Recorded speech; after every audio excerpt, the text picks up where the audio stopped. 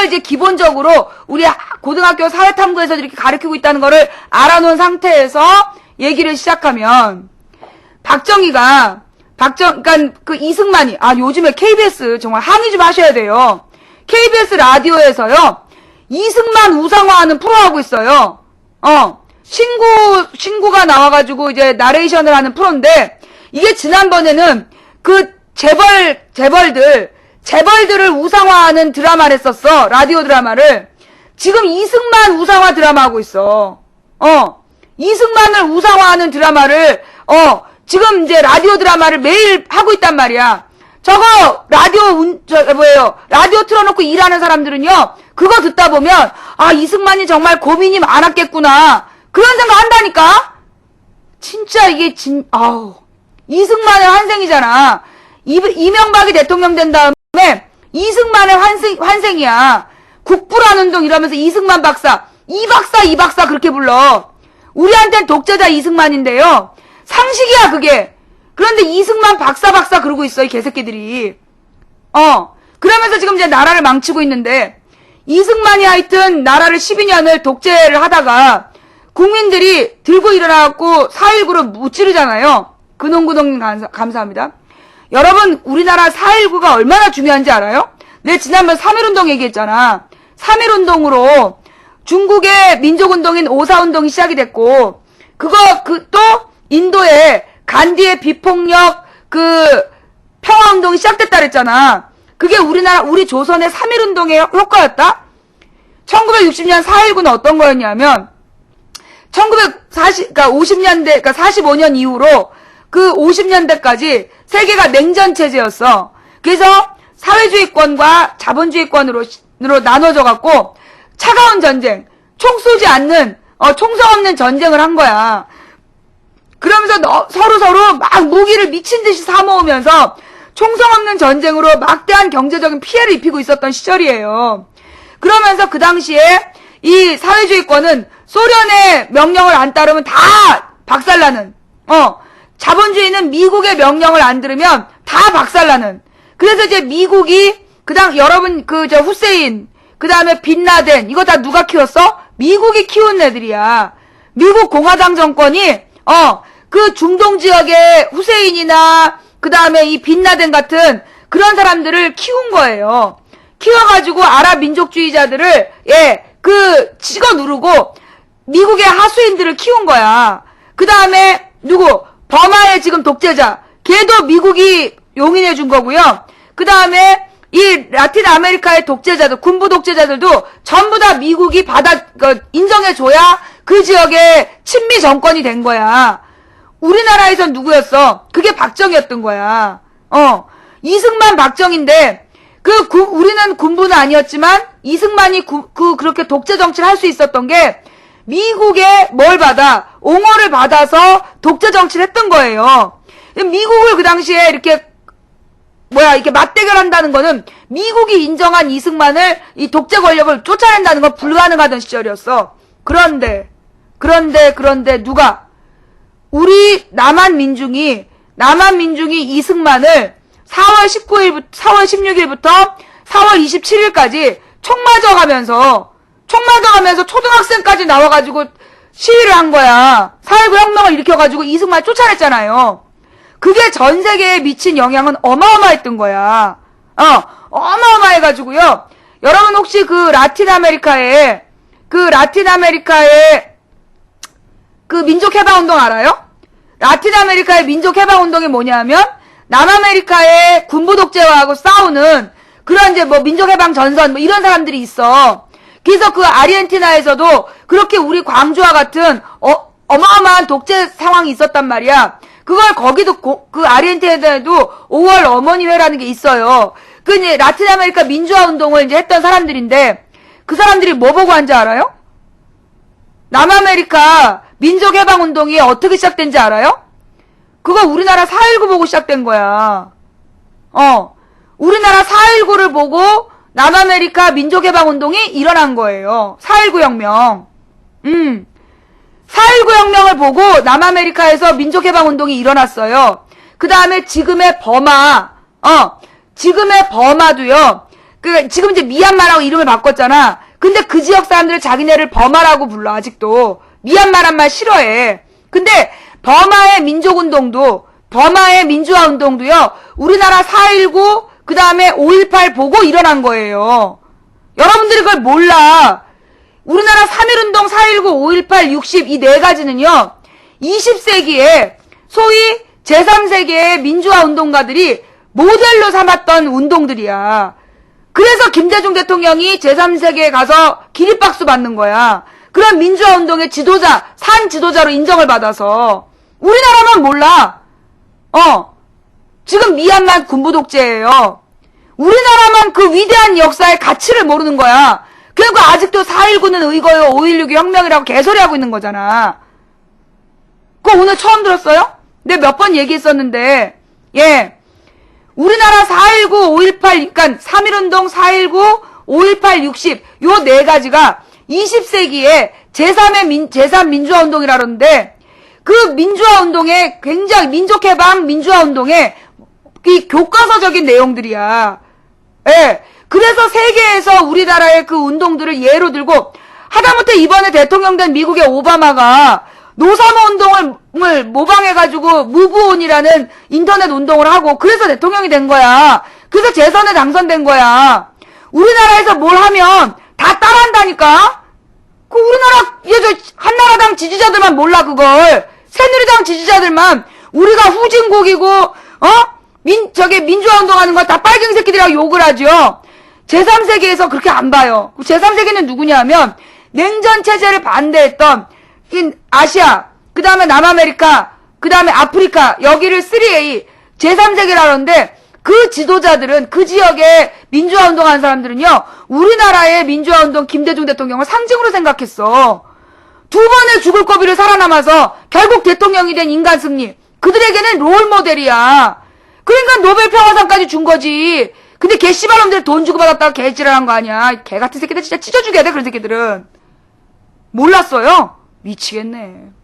오늘 이거 분명히 알아두세요. 그 다음 4.19 혁명, 5.16 쿠데타에 대한 개념 정리하고 넘어갈게요. 여러분 혁명이란 말이 뭔지 알아요?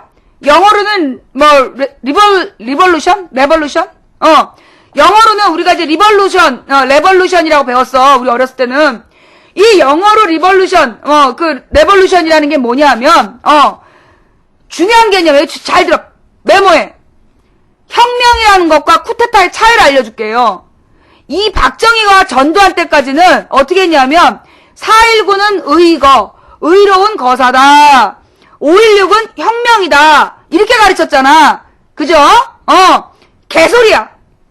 내가 역사학과잖아. 내가 역사학과인데 우리 이제 서양사 수업을 듣다 보면 서양사 선생님이 그때 이태숙 교수님이라고 되게 깐깐하신 분이었는데 이분이 우리한테 가르친 내용이 뭐냐면 영어로 된 사회과학 용어 사전이 있어요. 그 용어들 중에서 우리가 기본적으로 알아야 될 용어들을 그 단어들을 다 이제 책으로 제본을 해가지고 그 영어를 해석해오는 그걸 수업으로 진행한 적이 있어. 1학년 때였는데 그때 그 영어 해석을 하는 그 수업을 했는데 그때는 우리가 지금처럼 무슨 이메일이나 이런 게 발전하지 못했기 때문에 우리는 생으로 각자 해가든가 아니면 혼나든가였어. 근데 이제 그때 들었던 수업 한자락. 그날 내가 그때 과대표였는데 무슨 공지할 게 있어서 들어갔는데, 그때 마침 이 혁명의 단어 뜻을 공부하고 있더라고. 그래서 이제 혁명의 단어 뜻이 뭐냐? 서양사 학자들이 역사학적으로 정리된, 세계 서양사 학자들, 세계 역사학자들이 정리한 혁명의 개념은 뭐다? 권력이 없는 피지배 계급이, 잘 들어요. 피지배 계급이 누구를, 권력을 가진 자를 몰아내면 그게 혁명이라는 거야. 피억압 대중이 정권을 몰아내면 그게 혁명이다. 이 되게 중요한 개념이야. 그래서 혁명이라는 건 뭐냐면 정말 4.19처럼 국민들이 들고 일어나서 이승만 내쫓았잖아. 그래서 그게 혁명이에요. 그래서 그게 혁명이라는 거야. 그러면 박정희가 한 5.16은 뭐냐? 그거는 쿠데타야. 쿠데타인가 이렇게 이제 불어인데 그게 뭐냐면 군사 정변. 군사 반란이야, 무신 반란. 무신정변이야, 무신정변.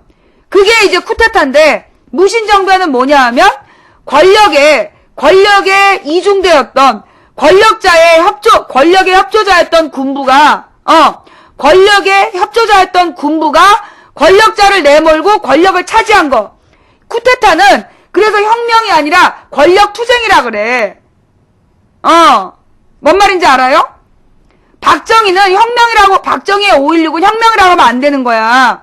요 5.16은요, 혁명이 아니라 군사정변이고, 이거는 권력 다툼이라 그러는 거야. 정권투쟁. 예, 반역이고 권력투쟁이지. 근데, 반역이라는 개념하고 또 틀려요. 왜냐? 반역이라는 말은, 시도했다가 실패했을 때야. 그게 반역이야. 반역이라는 말은 어떤 개념이냐면, 패자의 개념이야. 그 반대에서 정변을 일으켰으나 실패하면 반역이야. 승리하면 정권 교체이고, 이 정변이 성공하면 그 정권 교체가 되는 거야. 그래서 쿠데타가 되는 거고, 실패하면 뭐가 되는 거예요? 그건 반역이 되는 거야. 반역하고 다른 개념. 그러니까 박정희는 정권을 잡았잖아. 반역은 아니야. 다만 군사정변이라는 거지. 무신정변이랑 같은 거예요. 예. 이성계도 역성혁명이다라고 주장하지만 그 역성혁명 아니야. 다만 왕조를 교체했을 뿐이지 혁명 아니야. 그래서 혁명이라는 말은 이 무식한 군부가 무식한 군부 독재자 새끼들이 혁명이란 말을 함부로 모욕한 거예요. 혁명은 피지배 계급이 들고 일어나 지배자의 최상층을 잘라냈을 때 그걸 혁명이라래. 프랑스에서 어떻게 했어요? 프랑스 혁명을 일으켜서 루이 16세 부부를 죽였잖아. 그게 프랑스 혁명인 거야. 그런데 나폴레옹이 국민투표를 통해 총통이 됐지만 그건 쿠데타라래요. 나폴레옹이 민주주의적인 형식을 통해서 총통이 됐지만 그거는 쿠데타라고 딱 규정해버려. 왜? 나폴레옹 군부였거든. 군부 권력이 그 당시에 정치 권력을 내쫓고 자기가 권력을 찬탈하는 행위였기 때문에 그거는 쿠데타다. 그러나 프랑스의 루이 16세와 마리 앙뚜아네트를 내쫓고 이 국민공회 정권을 세웠던 것은 혁명이라고 얘기하는 거야. 뭔 얘기인지 알겠지? 예. 뭔 얘기인지 알겠지? 자, 이제 4.19 혁명과 5.16 그 쿠데타 개념이 정리가 됩니까? 그래서 나폴레옹 때 쿠데타란 개념이 처음 나오는 거예요. 나폴레옹의 군사정변을 쿠데타라는 개념으로 서양사학자들이 정리를 한 거야. 그래서 그 뒤로 역사 왜곡이 누가 쩔어? 저기 박정희? 박정희가 역사 왜곡이 쩔지. 정말 쩌는 놈이야. 그러면 그걸 바로잡은 게 누구냐? 4.19 혁명, 5.16 쿠데타라고 바로잡은 게 누군지 아세요? 김영삼이에요. 예. 쟤는 강퇴시키세요. 예. 그거 4.19 혁명, 5.16 쿠데타라고 그거 정리해낸 게 누구냐면요. 그게 김영삼이에요. 김영삼 때 국사체계 그렇게 바뀌어. 4.19 혁명, 5.16 쿠데타라고. 5.16 군사정변이라고 바뀌는 거야. 김영삼이 나라를 결국은 경제적으로 패망시켜서 문제였지, 그건 되게 잘한 일이에요. 역사 바로 세우기를 시작했다는 거. 그거는 진짜 잘한 일이고, 그래서 결과적으로, 잠깐만요. 그래서 이제 오늘, 망치 부인한테 이제 쿠데타하고 혁명의 개념 분명히 배웠다, 손. 오늘 망치 부인한테, 쿠데타하고 혁명의 개념 분명히 배웠다, 손. 엄지손가락. 모바일은 손. 예, 이쪽은 엄지손가락. 오케이. 땡큐. 백신강님 감사합니다. 잘했어요. 예. 자, 이게 되게 중요한 겁니다. 이게 아주 중요한 개념이에요. 발을 든 사람들은요, 강퇴당합니다. 내가 손들으라 그랬지, 누가 발들으라 그랬어. 예. 자, 이런 애들은 이제 강퇴예요. 가만있어 보자. 여기가 아니고, 여기는 내가 또, 산책님, 좀비 인생 저거 강퇴시켜 주시고요. 예. 자, 자기가 알고 있었던 내용이라서 그랬다. 그러면 강퇴야. 자기가 알고 있었으면 가만히 있으면 되지. 자, 저런 애들은 전부 다 강퇴시켜주세요. 예. 자, 우리 손 들어주신 여러분 감사드리고요. 특조님 감사드립니다. 특이조원님, 안꼼꼬미님 감사드리고요. 자, 그러면 지금부터 박정희의 문제점 짚고 넘어갈게요. 자, 이승만이 독재 정치를 하는데, 이승만이 독재 정치를 했는데, 그 독재 정치를, 누가 무찔렀다? 내년에 보자님, 특이조님 감사드리고요. 누가 무찔렀어? 우리 국민들이, 그 당시에 여러분 4.19 혁명 때 초등학생까지 나와요. 초등학생, 중학생, 고등학생이 주축이 돼서 일으킨 게 4.19 혁명이야. 나중에 대학 교수들이 마지막에 3월 25일인가 서울대 교수들이 동참을 해요. 그전에는, 중고등학생이 주도해가지고 초등학생들이 붙고 나중에, 근데 그 중고등학생과 초등학생들한테 경찰이 발포를 해. 경찰이 총을 쐈어. 그래서 그걸 보고 마지막에 교수들이 4월 24일인가 5일쯤에 거리를 몰려나와. 그래서 우리를 죽여라 이러면서 국민들 앞에 지식인들이 쓰기 시작한 거야. 그래서 이제 교수 지식인들이 나와가지고 앞에 쓰니까, 그리고 이제 미국으로도 막 얘기가 들어간 거지. 그래서 이제 이승만 너 나가라. 큰일 났다. 그래서 이승만이 물러나는 거예요. 이승만이 하야하고 미국으로 망명해가지고 미국으로 도망가서 거기서 죽은 거야. 그리고 나서 민주정부가 수립이 된단 말이야. 그래서, 민주정부가 수립이 돼가지고 그 수립된 민주정부에서 1년 동안 연구를 맡긴 거야. 그래서 연구해갖고 내온 게 뭐냐면 한국의 경제발전 전략이 나온 거야. 그래서 경제개발 5개년 계획이 나와요. 그 경제개발 5개년 계획의 내용이 뭐냐면 호남지방은 인구가 많으니 이 지역에 제조업 산업단지를 조성하고 영남의 이 남동임의 공업지대는 그 지형상 수출업에 유리하니 수출산업단지를 조성한다. 그 내용이 이 1960년부터 61년까지 1년 동안 있었던 민주정부에서 1년 동안 연구해갖고 내온 계획이야. 당시에 호남 인구가 영남 인구보다 1.5배 이상이 많았어요. 그래서 인구가 풍부한 이 호남 지역에 산업단지를 조성하고, 그 다음에, 그 제조업, 섬유라든가 이런 2차 산업단지를 조성하고, 섬유전자, 그 다음에 이쪽에 남동임의 공업지대는, 이렇게 대형 화물선이 화물선 유입이 유리하니 대규모 수출항을 짓자. 그게 민주정부의 계획이었어. 그런데 박정희가 그 계획 나온 며칠 뒤에 뭘 일으켜? 5.16 쿠데타를 일으켜요. 5.16 쿠데타를 일으켜가지고 그 민주정부를 무너뜨리는 거야. 그러면서 그 계획을 뺏어서 짓거리를 하는데 뭘 하느냐? 그 호남 지역에 만들기로 했던 섬유전자 산업단지를 어디로 빼는 거야? 대구, 경북 자기 고향으로 빼는 거야. 그러면서 그 빼는 이유를 뭐라 그랬냐면, 뭐 때문이다? 경부고속도로를 만들고 그 경부고속도로를 활용하기 위해서 접근성이 용이하니까 대구 구미 지역에다가 섬유전자산업단지를 배치한 거야. 거길 육성을 한 거야. 그로 인해서 우리나라가 국토 불균형 발전이 되는데요. 여러분, 우리가 경부선, 그러면 경부고속도로는 서울에서 부산 가는 거잖아요. 서울에서 부산을 일직선으로 그으면 최단거리가 나와. 근데 우리나라 경부고속철도는 어떻게 생긴지 알아요? 경부고속도로? 경부고속도로는 서울에서 부산까지 일직선이 아니에요. 그 당시에 김종필이 자기 고향, 대전은 발전시켜야 된다. 경부고속도로가 대전으로 가. 그래서 서울에서 똑바로 남쪽으로 내려가서 대전으로 간 다음에 갑자기 대전에서 방향을 틀어요. 방향을 딱 틀어갖고 구미로 가. 구미 쪽으로 이렇게 가면서 구미 대구를 애돌아서 이 울산이 바닷가에 있잖아. 포항과 부산 사이에 바닷가에 있는데 울산 옆을 지나 경주 울산을 지나서 부산으로 가. 그래서 경부고속도로는요 이렇게 생긴 도로예요. 경부고속도로는요 이렇게 S자형 도로야. 그 S자형 도로를 만들겠다라고 이제 박정희가 선언을 한 거야.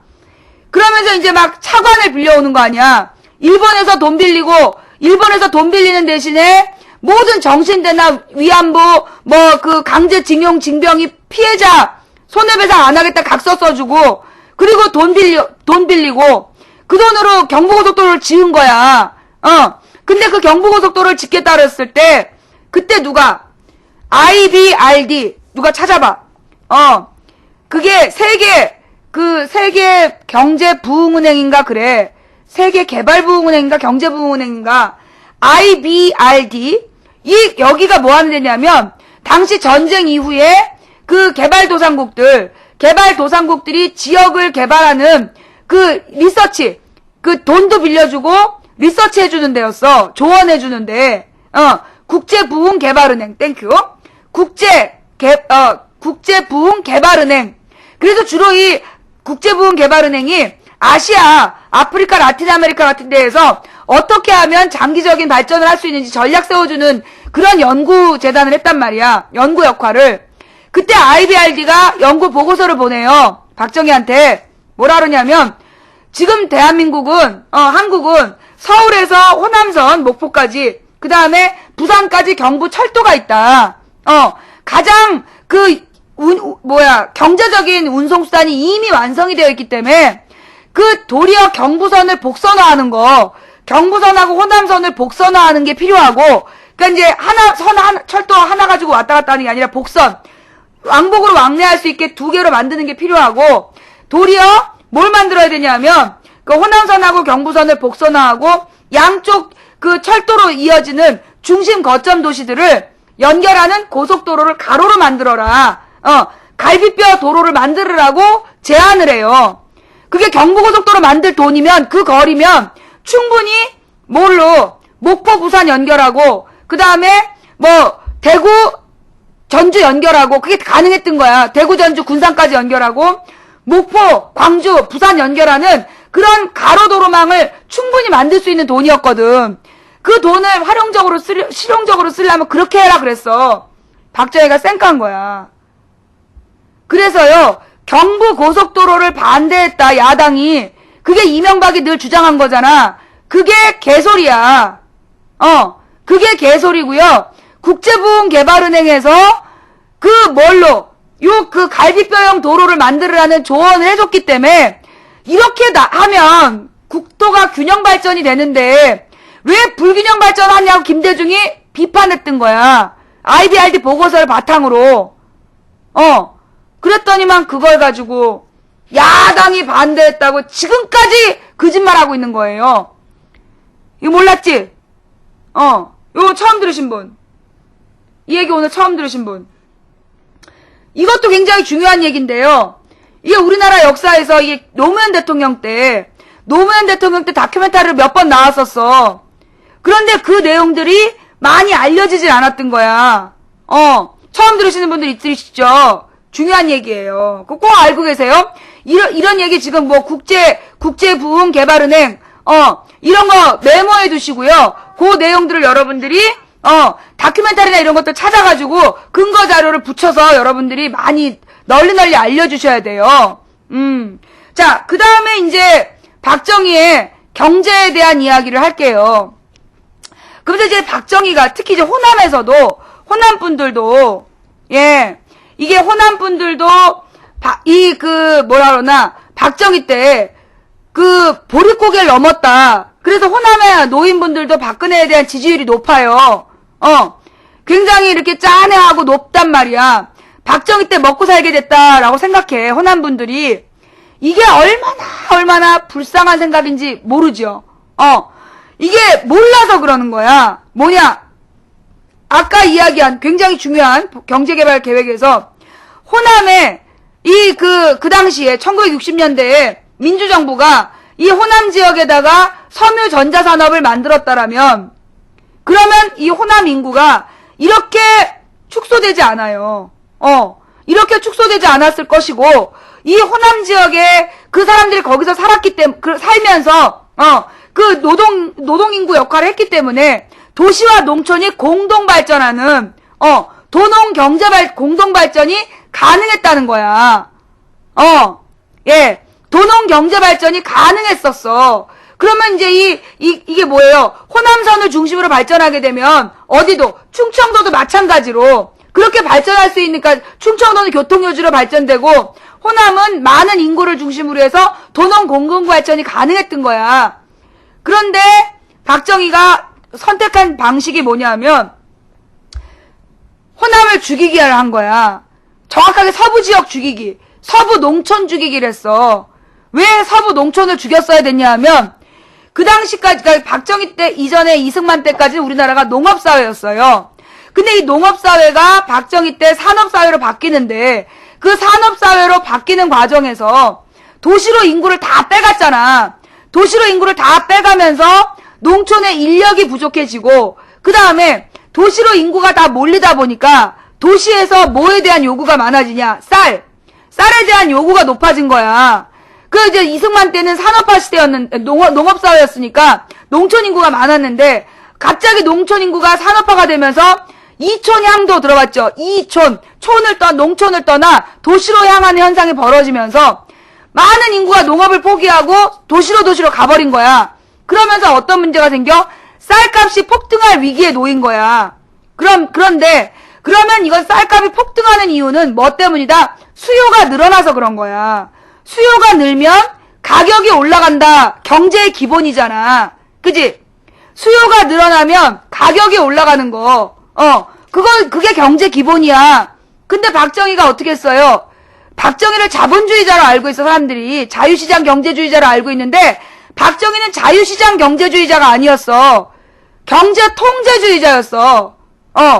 이게 쌀에 대해서 도시에서 수요가 높아져서 가격이 올라갈 수 있는 상황이 왔는데, 만약에 그때 시장 경제 원리에 따라 쌀을 팔았으면요, 호남이 지금 우리나라에서 제일 잘 사는 지역이 됐을 거야. 그런데 어떻게 했어요? 쌀 가격을 국가에서 정해버렸어. 전량 나라에서 다 사가지고, 전량을 사가지고, 그거를 정부미로 비축해버리고, 그 다음에 개인 간의 매매를 못하게 해버린 거예요. 예. 쌀을 전량 국가에서 수매해버리면서, 개인 매매를 못하게 해버렸어. 그래서, 실제로 쌀을 비싸게 팔 수 있는 기회를 놓친 거야.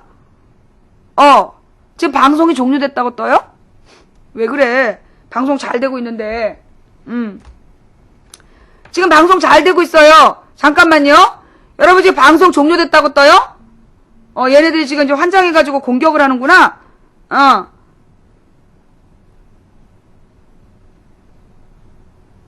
자, 모바일로 지금 잘 되고 있어. 뭔 뻘소리야. 방송 잘 되고 있어요. 예. 그래가지고, 이 박정희가 쌀값을 통제한 거야. 농산물 가격을 통제한 거야. 그래가지고, 이 호남 농촌은 뼈 빠지게 농사를 지었는데, 제가 빨고 팔지를 못한 거야. 시장 가격으로 팔지를 못한 거야. 왜 이 박정희가 그랬냐 하면, 시장 가격 밑으로 쌀값을 통제해가지고요. 도시 노동자의 임금을 낮춘 거예요. 그러니까 대기업이 노동자들을 피 빨아먹기 쉬우려면 임금을 낮춰야 되잖아. 자, 여기서 이제 중요한 얘기가 또 나오는데, 물건의 가격을 결정하는 요인이 5개예요. 뭐냐면 먼저 공장을 지으려면 그 땅 주인한테 땅을 빌려야 되잖아. 지주한테 땅을 빌리는 지대가 있어. 땅값. 그 다음에 공장을 세우는 설비비가 들어가. 그 다음에 그 공장에서 기계 설비까지 하고, 그 다음에 원자재를 구입해. 원자재값. 그 다음에 노동자를 고용해서 그 기계를 돌려. 그 다음에 여기에다가 사장의 이윤을 더하면 요 5개가 물건의 가격을 결정하는 기본 요인이 되는 거야. 근데 여기서 이제 이 박정희가 우리나라에 처음부터 수출 중심으로 세운 거예요. 우리나라 내수 경제 중심이 아니라 자기가 정권 찬탈을 아주 부정한 방법으로 했기 때문에 국민들한테 눈에 띄는 빠른 성과를 보여줬어야 됐어.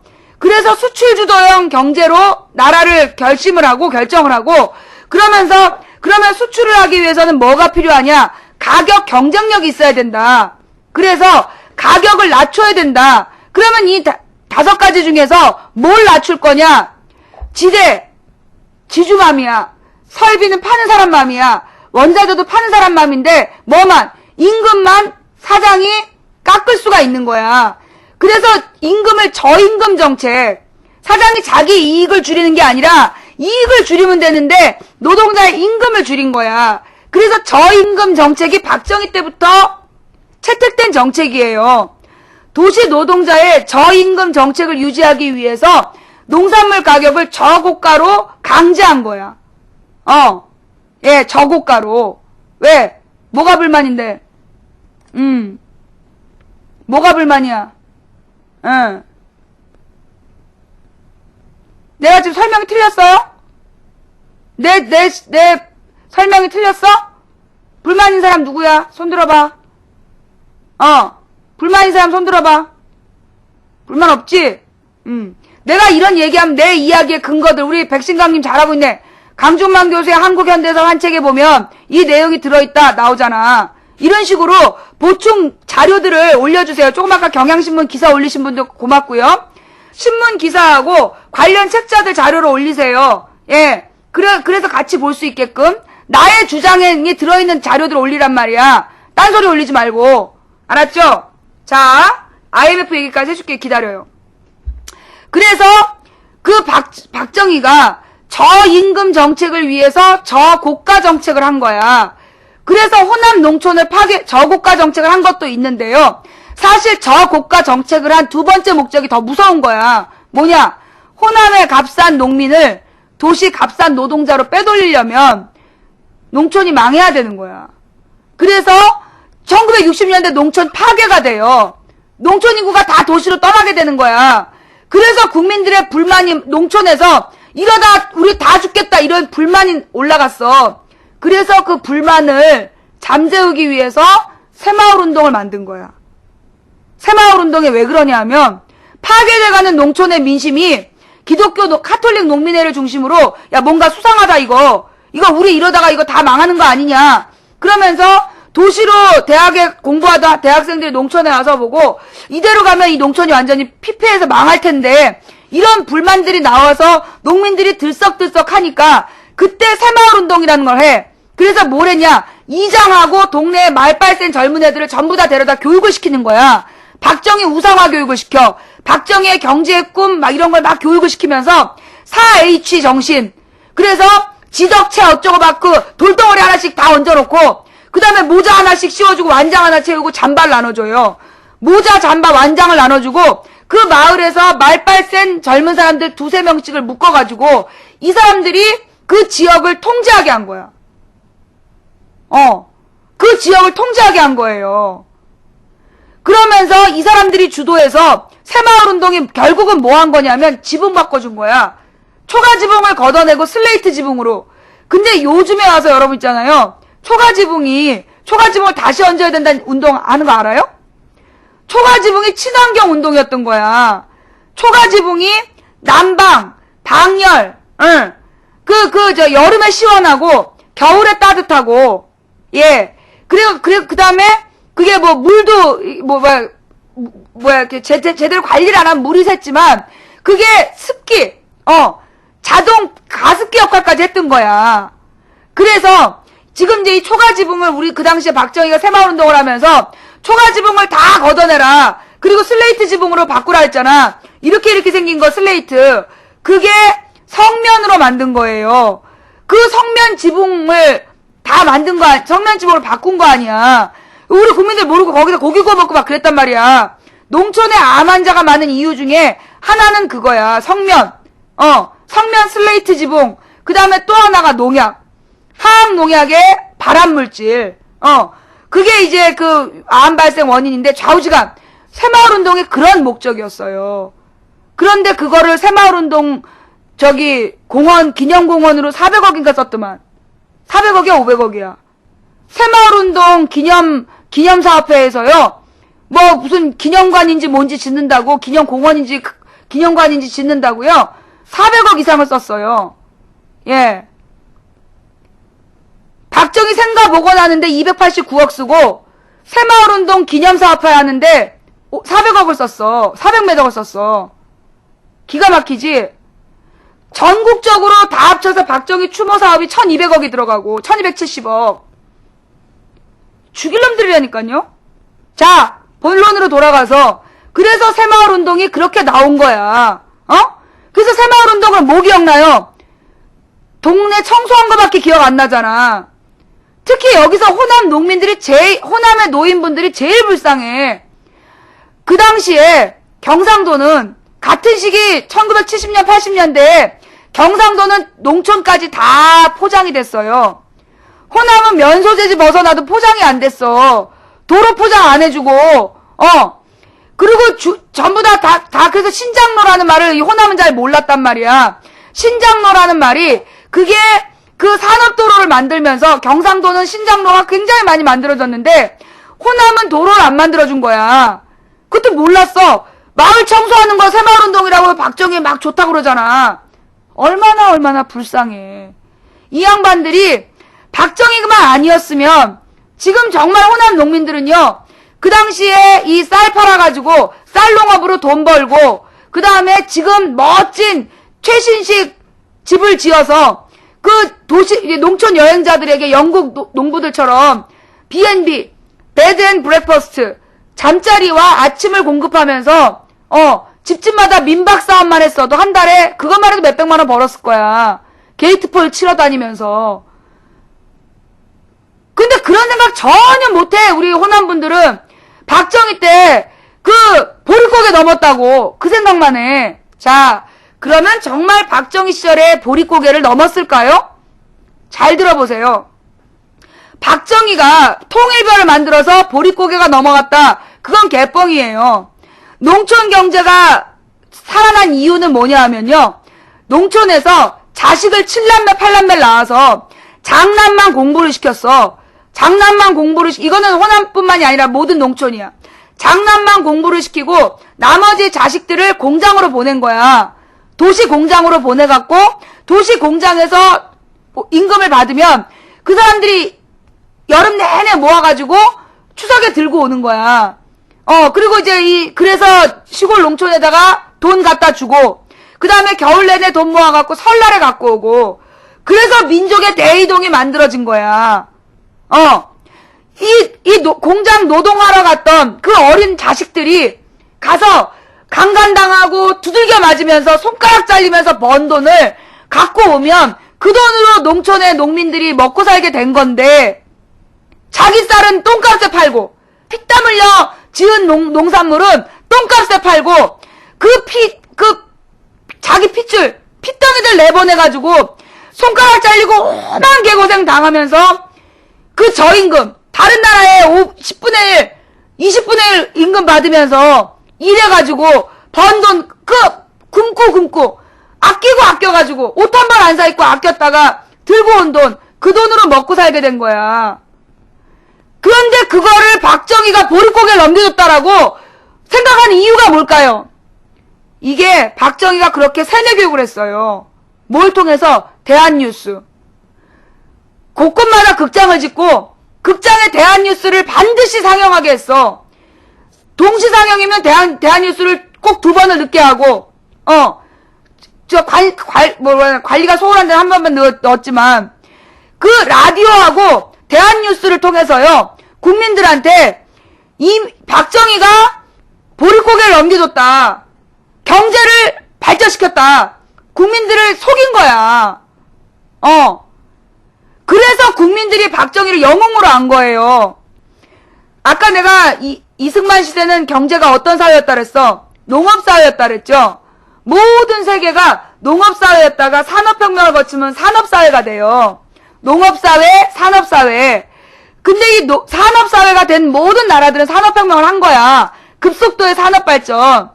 모든 나라는 산업화를 통해서 생산량이 늘어나요. 돈을 벌고 이 나라가 다 부강해져. 경제 성장을 해. 그런데 그런 어떤 나라도 히틀러하고 박정희를 제외하고는 그런 경제발전의 공을 자기 거라고 챙긴 사람이 없어요. 히틀러하고 박정희를 제외하면 경제발전의 공이 자기 거다. 자기가 경제발전시켰다라 떠든 사람이 없어. 그나마 히틀러는 죽었잖아. 독일에서 히틀러가 경제발전시켰다 그러면요, 맞아 죽어요. 히틀러가요, 박정희보다 경제 발전을 30배쯤 더 시켰어요. 그래도 독일 사람들이 히틀러가 경제 발전 시켰다는 얘기 안 해요. 박정희는 폰만 잡았을 뿐이고 그래서 우리가 아이들을 가르칠 때 우리가 다 논문에서 뭐라고 나와있냐 하면 교과서에도 나온 얘기야.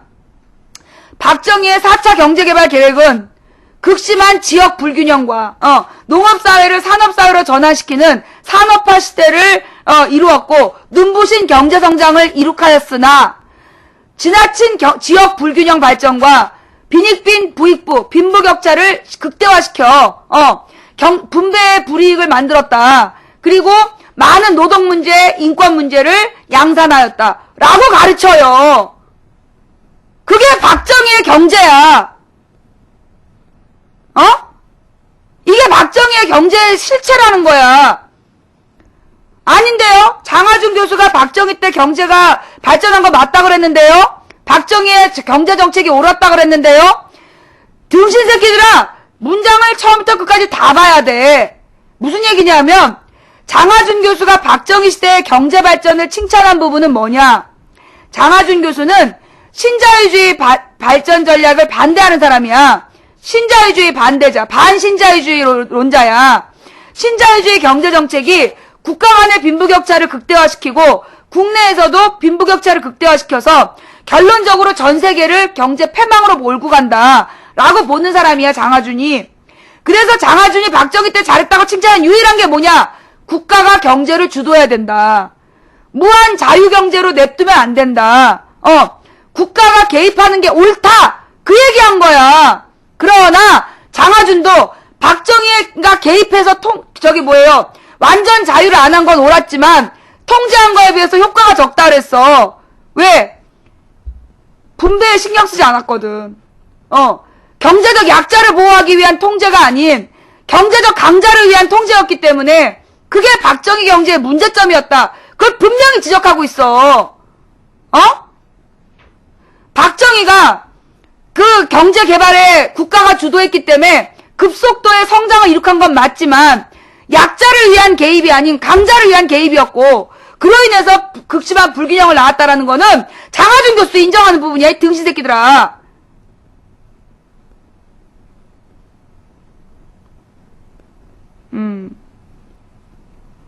예.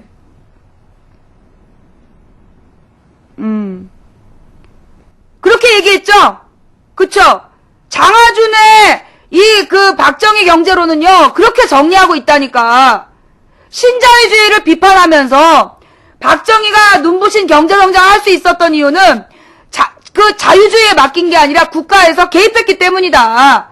그래서 효율적인 경제성장을 할 수 있었다. 그러나 박정희의 문제는 약자를 위한 경제 개입이 아닌 강자를 위한 경제 개입을 했고 그로 인해서 국가의 장기적 불행에 씨를 뿌린 게 박정희다. 다 인정하는 거야.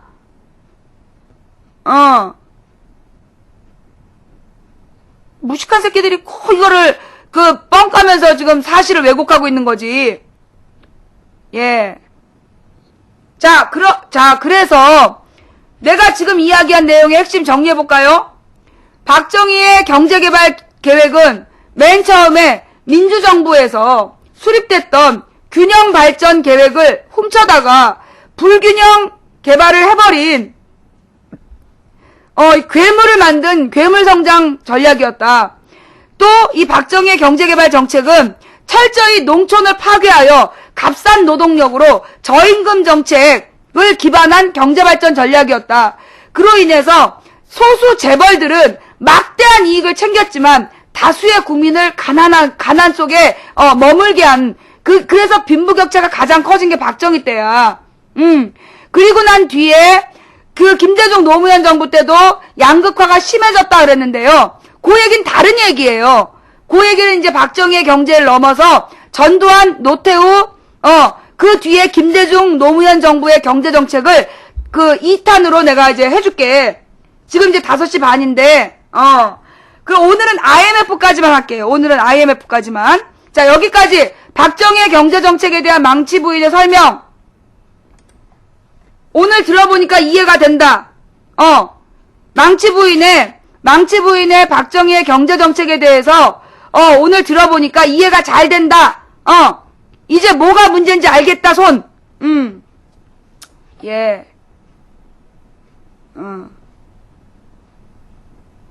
새 마음 운동이 아주 새 마을 운동이지. 예. 지금, 예. 오늘, 자, 그 다음에, 오늘 처음 알게 된 사람. 이 내용을 오늘 처음 들은 사람, 손. 예. 자, 이제 하나씩 밑으로, 이 내용 오늘 처음 들은 사람. 예. 이거 처음 들은 분들 많군요. 예. 예. 오케이. 방금 내가 이야기한 거는요, 이게 이제 경향신문, 한겨레신문, 오마이뉴스의 기사로도 많이 정리가 되어 있고요. 그 다음에, 강준만 교수의 한국사 산책이라는 책이나, 유시민 씨가 쓴 다시 쓰는 한국현대사나, 이런 데에도 잘 나와 있어요. 예. 그런 책들은, 다시 쓰는 한국현대사가 그게 강준만 교수죠? 예. 그 다음에 노무현 대통령 때, 김대중 노무현 정부에서는 KBS 다큐멘터리에서도 EBS 다큐멘터리나 KBS 다큐멘터리에도 잘 나와 있어요. 그리고요, 지식경제 2 있잖아. 2 시리즈. EBS에서 지식경제 2 시리즈 한 거 있죠? 지식 2. 지식 2 시리즈 1, 2, 3권. 거기에도 잘 나와 있어요. 지식 2 시리즈 1, 2, 3권에도 아주 설명이 잘 나와 있어요. 예. 자, 지식 채널 2. 그래서 여러분들이, 아이고, 더워라. 오늘 이거 처음 듣는 사람들은 멘붕된 사람 꽤 있을걸? 이 얘기 오늘 처음 듣고 멘붕된 사람 좀 있지? 세상에, 우리 엄마, 아빠는 다 박정희가 경제발전 시킨 줄 알고 있는데, 그러면, 이런 내용을 설명해도, 왜 우리 할아버지 할머니들은 안 믿을까요? 이런 얘기를 해도, 왜 우리 할아버지 할머니들은 그래도 박정희 때가 좋았다라고 얘기할까요? 이유가 뭔지 알아요? 세뇌당한 것도 있지만, 우리 노인분들이 박정희 시대의 청춘이었던 거야. 자기 인생에 가장 왕성했던 청춘의 시대. 그 시대에 대해서는 굉장히 좋게 생각하잖아. 그래서 자기 청년 시절에 대한, 자기 청년 시절에 대한 로망, 향수, 그게 있어서 박정희 시대가 좋았다라고 끝까지 고집을 피우시는 거예요. 그래서 그거를 분명히 알고 대처하셔야 돼. 부모님들하고 대화할 때, 그런 부모님의 심정을 모르고 함부로 얘기하면요, 싸움 납니다. 네. 자, 여기서 이래도 되나요? 됩니다. 자, 그래서 내가 지금 얘기한 거는, 교과서, 고등학교 교과서, 그 다음에 이미 나와 있는 책들, 사회과학 서적들, 신문 기사, 이걸 기본으로 해서 내가 방송을 한 거예요. 그러니 이 내용을 가지고 나한테 시비 걸면 안 되는 거야. 누가 그런 말을 했어. 망치 부인은 우리나라의 언론이 다 썩었다고 그래놓고 망치 부인의 말 내용이 언론에도 나온다고 또 이중부정을 했다라고 얘기를 하는데요. 우리나라의 언론사가 얼마나 많은지 알아요? 우리나라의 언론사가 100몇십 개예요. 시골에 있는 지방 언론까지 한 천 개쯤 될 거야. 근데 그 중에서 가장 영향력 있는 중앙지 26개를요. 26개를 이명박의 언론특보단이 사장으로 가 있어요. 그래서 그들이 중앙언론, 지상파 방송 매체하고 케이블, 그 다음에 경제신문, 조중동, 이걸 완전히 꽉 잡고 얘네들이 동시다발적으로 여론을 조작하고 있는 거야. 그 와중에 우리 망치 부인이 선택해서 보고 있는 언론들이 10개가 있어요. 그게 뭐냐면 오마이신문, 민중의 소리, 뷰스앤뉴스, 그 다음에 미디어 오늘, 시사인, 그 다음에 한겨레신문, 경향신문, 또 뭐가 있냐? 뷰스앤뉴스, 민중의 소리, 오마이뉴스, 프레시안, 한겨레 20일, 그 다음에 주간경향, 이렇게 10가지를, 제가 신뢰도 80이다, 이러면서 보고 있었어요. 이게 2011년까지만 해도, 그러니까 작년까지만 해도요, 한겨레 경향도 괜찮았어요. 작년까지만 해도 한겨레 경향도 괜찮았어. 80% 정도 신뢰도가 있었어. 그런데 작년에 서울시장 선거를 딱 거치고 난 다음 올 봄에 갑자기 이상해졌어. 올해를 딱 넘어서면서 올해 이상한 기운이 흐르더니 한겨레 경향이 이상하게 돌아버렸어. 약간 이상하게 돌아버리면서 정신줄을 놨어요. 내가 볼 때 지금 한겨레 경향의 신뢰도는 60%대야. 40%대는 비판적으로 봐야 돼. 검토 다시 해야 되고, 신뢰도 60%야. 그러나, 그럼에도 불구하고 누구보단 나. 그 이명박이 장악하고 있는 26개 언론보다는 그래도 신뢰도가 높은 편이에요. 그 밑으로 참조할 만한 언론이 뭐냐면, 한국일보, 한 45% 정도 신뢰할 만하고, 그 다음에 노컷뉴스 50% 정도, 아니야. 한국일보하고 노컷뉴스 한 50% 정도 쓸만해. 그 국민일보도. 국민일보, 한국일보, 노컷뉴스 요 3개 정도는 50% 정도의 신뢰도를 가져요. 예. 서울신문은 지금 이명박이 통치하는 신문이기 때문에 신뢰도 30%. 옛날에는 서울신문이 쓸만했는데, 지금은 서울신문도 이명박이 자기 사람을 심어놨기 때문에 믿으면 안 되는 신문이에요. 그래서 그 정도가 한 50%대이고요. 조중동은 신뢰도 제로. 딱 하나가 뭐냐? TV 편성표. 조중동은 TV 편성표 말고 믿으면 안 돼. 그래도 주식값은요. 주식값을 보려고 경제신문을 보면 실수를 해요. 왜? 자기네들끼리 주가 조작을 한단 말이야. 기관에서.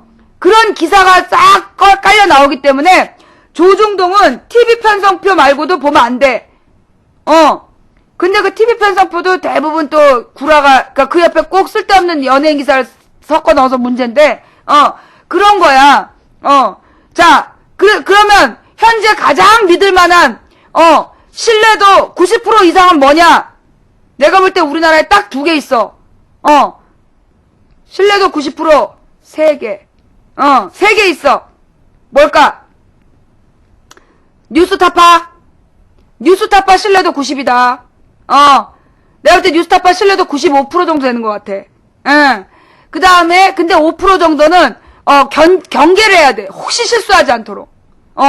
그 다음에, 두 번째는 낙곰수. 낙곰수. 요거는 우리가, 신뢰도 90%라고 봐야 돼. 낙곰수는. 신뢰도 96%! 망치 부인이지. 신뢰도 96% 망치 부인. 예. 나도 4%는, 숫자라든가 뭐 이런 거 잘 틀려. 예, 망치 부인은 100%는 아니야. 예. 망치 부인도 4% 정도는 오차가 있을 수 있어. 96%만 믿어. 뉴스타파는 만들어진 지 얼마 안 됐기 때문에 지금 잘 나가다가 혹시 또 딴 데로 갈까봐 5%의 경계심을 두고 나는 마음으로는 100% 믿어. 백신강님 감사합니다. 그래서요, 여러분 뉴스타파를 많이 도와주세요. 내가 볼 때 우리가 좀 밀어줘야 되는 언론이 뭐냐면 오마이뉴스하고 뉴스타파. 이 뉴스타파는 정말 중요한 프로이고 이거는 내가 볼 때 우리나라에서 제2의 한국형 CNN으로 만들어야 된다고 봐. CNN은 이제 케이블이고 현장감이라면 진실을 지키는 유일한 영상 매체다. 그래서 이 뉴스타파, 이탈람 안 믿어. 예. 그래서 뉴스타파는요, 예. 뉴스타파는 국민이 키워줘야 돼. 뉴스타파, 오마이뉴스, 요 2개는 확실히 우리가 좀 지원을 해줘야 돼. 후원을 많이 해줄 필요가 있고, 그 다음에 이제 시사인, 그 다음에 뷰스앤뉴스, 민중의 소리, 이런 것들도요, 우리 국민들이 정말 이렇게 10,000원 하기 힘들면 5,000원씩이라도 후원을 좀 해줄 만한 그런 언론들이다. 한겨레 경향 할 필요 없어. 왜? 한겨레는 대주주가 정몽준이야. 대주주가 정몽준이야. 그래서 걔네들이, 벌써 이미 벌써 흔들리고 있기 때문에 한겨레 경향은 우리가 지금은 내가 볼 때 지원해줄 때가 아니야. 지금은 내가 볼 때 걔네들 잘못하고 있어. 이번 총선부터 대선까지 너무나 잘못하고 있기 때문에 지금 우리가 딱 구독을 끊어줘가지고 벌을 줄 때야. 그 한겨레 경향에 대한 기대치가 있지. 어떻게 신뢰도 60%대까지 떨어질 수가 있어. 어저께 뉴스타파 같이 봤어요. 예. 자, 뉴스타파 후원해서 꼭, 근데 보면, 이게 뉴스타파는요, 제작비가 많이 들 것 같아. 일단 값비싼 편집 장비가 들어가고, 촬영 장비, 편집 장비가 들어가잖아. 내가 볼 때 돈이 제일 많이 필요한 게 뉴스타파야. 그 다음에 오마이뉴스. 오마이뉴스도 오마이TV를 같이 병행하잖아요. 그리고 이제 이 편집이라든가 이런 것들을 해서 영상 서비스까지 하기 때문에, 오마이뉴스하고 뉴스타파가 제작비가 많이 들어갈 것 같아. 두 개는 좀, 우선적으로, 지원을 해줄 필요가 있다. 그 다음에 여러분 지금 망치부인 지금 얘기한 내용 중에 역사에 대해서 보충해서 더 많이 알고 싶으면, 한홍구 교수님이 쓴 대한민국사라는 게 있어. 한홍구 교수님의 대한민국사, 한겨레 출판에서 나온 건데요. 그거 보세요. 그 내용이 이렇게 재미있게 막 쓴 건 아니지만 꼭 알아야 될 교과서야. 망치부인 필독도서니까 한홍구의 대한민국사 그거 필독도서. 그 다음에 지식채널 1, 2, 3권 요것도 필독도서. 예, 그거 꼭 그런 거는요 빌려서라도 꼭 봐야 돼요. 예, 그 대한민국사가 두 가지가 있어. 뉴라이트에서 펴낸 대한민국사가 있으니까 그거 보면 안 되고, 한홍구 교수의 대한민국사 4권짜리야. 한홍구 교수의 대한민국사 4권짜리. 예, 그거 꼭 봐야 돼요. 시사저널 보시는 분, 시사저널 아니야. 우리 방에서 보라는 거 시사인이야. 시사저널 보면 잘못한 거에 잘못된 거야. 시사인. 시사저널 잘못이고 시사인. 예. 미치겠네. 시사저널 노노노 시사인 바꾸세요. 시사저널 빨리 해지하시고요. 시사인으로 바꾸세요. 예. 그 다음 미디어 오늘도요. 이게 굉장히 여러분들이 좀 지원해 주실 만한 건데, 요것도 이게 언론 노조들이 모여서 만드는 거야. 옛날에는 미디어 오늘 같은 게 그렇게 경제적으로 어렵진 않았어요. 왜냐면 언론 노조가 빵빵했고 그 노조에서 회비들을 내서 운영을 했으니까. 근데 지금은 언론 노조 소속 이 언론인들이 다 쫓겨나가지고요. 그래서 지금 이 미디어 오늘도 되게 운영이 어려운 걸로 알아요. 여러분들이 그 미디어 오늘도 많이 클릭해 주시는 거, 예, 그거 필요할 것 같습니다. 예. 자, 시사인은 주간지예요. 자, 오늘 박정희에 대한 박정희 경제에 대해서 확실하게 좀 정리가 됐지요. 이렇게 얘기를 해도요, 나중에 또 개소리에, 박정희의 친일열서 이야기, 물론 박정희의 인격적인 정치 이야기는 다시 해드릴게요. 박정희의 정치 이야기는 다시 해야 되는데요. 빙탄상용님 감사합니다. 박정희는요, 일제시대 때,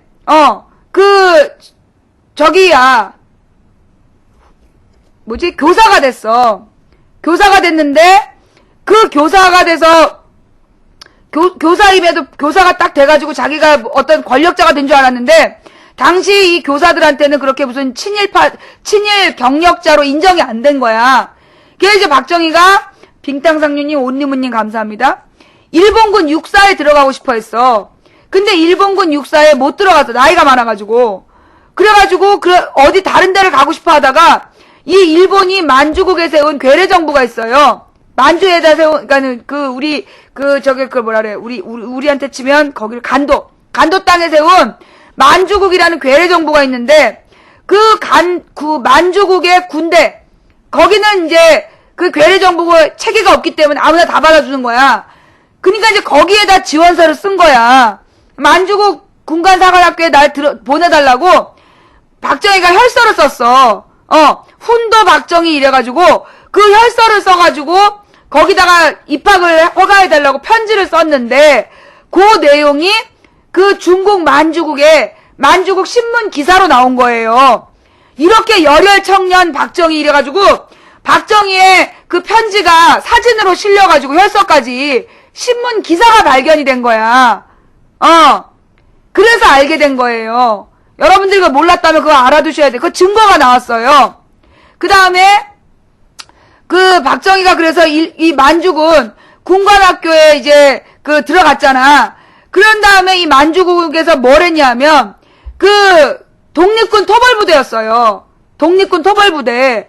그래서 백선엽이라는 인간하고 둘이서 박정희가 뭐 했냐, 테러 부대라 그러면서 우리 그 중국의 민족운동하거나 우리나라의 독립운동하는 독립군들을 잡으러 다녔던 게 그게 만주국 군관들이 한 일이야. 박정희가 그걸 잘해가지고 뭐 누굴 얼마나 죽였는지 구체적으로 남아있지 않지만 만주국 그 장교 역할을 잘해가지고 훈장도 받았다는 내용이 나와요. 훈장을 받아. 그러면 이건 정말 나쁜 놈이잖아. 그런데 박정희가 몰랐어. 뭘? 일본이 이렇게 빨리 패망할지 모른 거야. 만주국 군관학교 2년 만에 일본이 패망을 해. 군관 2년 만에 패망을 하고 관동군 관동군 2년 만에 패망을 하고, 그래갖고 박정희가 신분을 숨겨요. 신분을 숨기고 저 중국 남부로 숨어 내려와갖고 거기서 한국으로 배를 타고 들어와. 배를 타고 들어와가지고 고향에 가서 숨어 지내는 거야. 자기가 이제 일본군 군인이었던 게 들통이 날까봐. 그런데 그때 그 자기 형인가 누가 억울하게 죽어요. 그러자 열받아 있는 상황에서 형제가, 다른 형이 이제 이 사람을 박정희더러 너가 이제 과거도 그렇고 그러니까 지금 남노당에 들어가라. 남조선 노동당, 한마디로 이제 그 조선공산당이야. 조선공산당 남조선 지국에 들어가라. 그래서 네가 여기에서 이제 이 좌익 인사들하고 인맥을 쌓으면 네가 앞으로 사회생활을 하는데 유리할 거다. 그래서 들어가요. 그 우리나라에서 조선공산당인 남조선 노동당 당원 출신은 누구밖에 없어? 박정희밖에 없어. 우리나라 역대 대통령 이승만, 박정희, 전두환, 노태우, 김영삼, 김대중, 노무현, 이명박 이 8명 중에서 조선 노동당 남조선 노동당 당원이었던 건 박정희밖에 없는 거야. 박정희는 일본군 장교였다가 자기 신분을 세탁하기 위해서 그 공산당 당원이 됐어. 그랬다가 그 여순 사태, 여수 순천 지역에서 이승만의 50선거운동이 부정선거다. 50선거 무효운동을 폈단 말이야. 그게 여수 순천의 민주화운동이었는데요. 그 당시에 이 군인경찰들을 주도한 게 빨갱이다. 이승만이 그렇게 규정하면서 누구를 남조선 노동당 당원 명단을 내라 온 거야. 박정희가 체포돼가지고 그 명단을 내고 나온 거예요. 그래서 결국은 남조선 노동당 명단을 주고 자기 목숨을 구한 다음에 그 뒤에 자기를 비판하는 사람들 전부 다 빨갱이로 몰아서 죽인 거야. 예. 그게 박정희가 그렇게 웃긴 사람이라고. 지가 남조선 노동당 당원이었으면서 실제로 남노당 당원도 아니었던 사람들을 빨갱이로 몰아가고 고문해가지고 다 죽였다니까. 그게 인혁당 사건 아니야. 68년도 개화도 간첩단 사건하고 인혁당 사건하고 이런 걸 보면 자기가 정치적으로 뭔가 해야 되는데 국민들이 야당에다가 지지를 많이 하는 것 같으면 그때 빨갱이 사건을 일으켜가지고 선거에서 매번 간첩단 사건을 일으켜가지고 야당을 찍어 누른 거야. 그게 박정희의 정치였어. 그러다가 막판에 무슨 일이 있었냐면 79년도에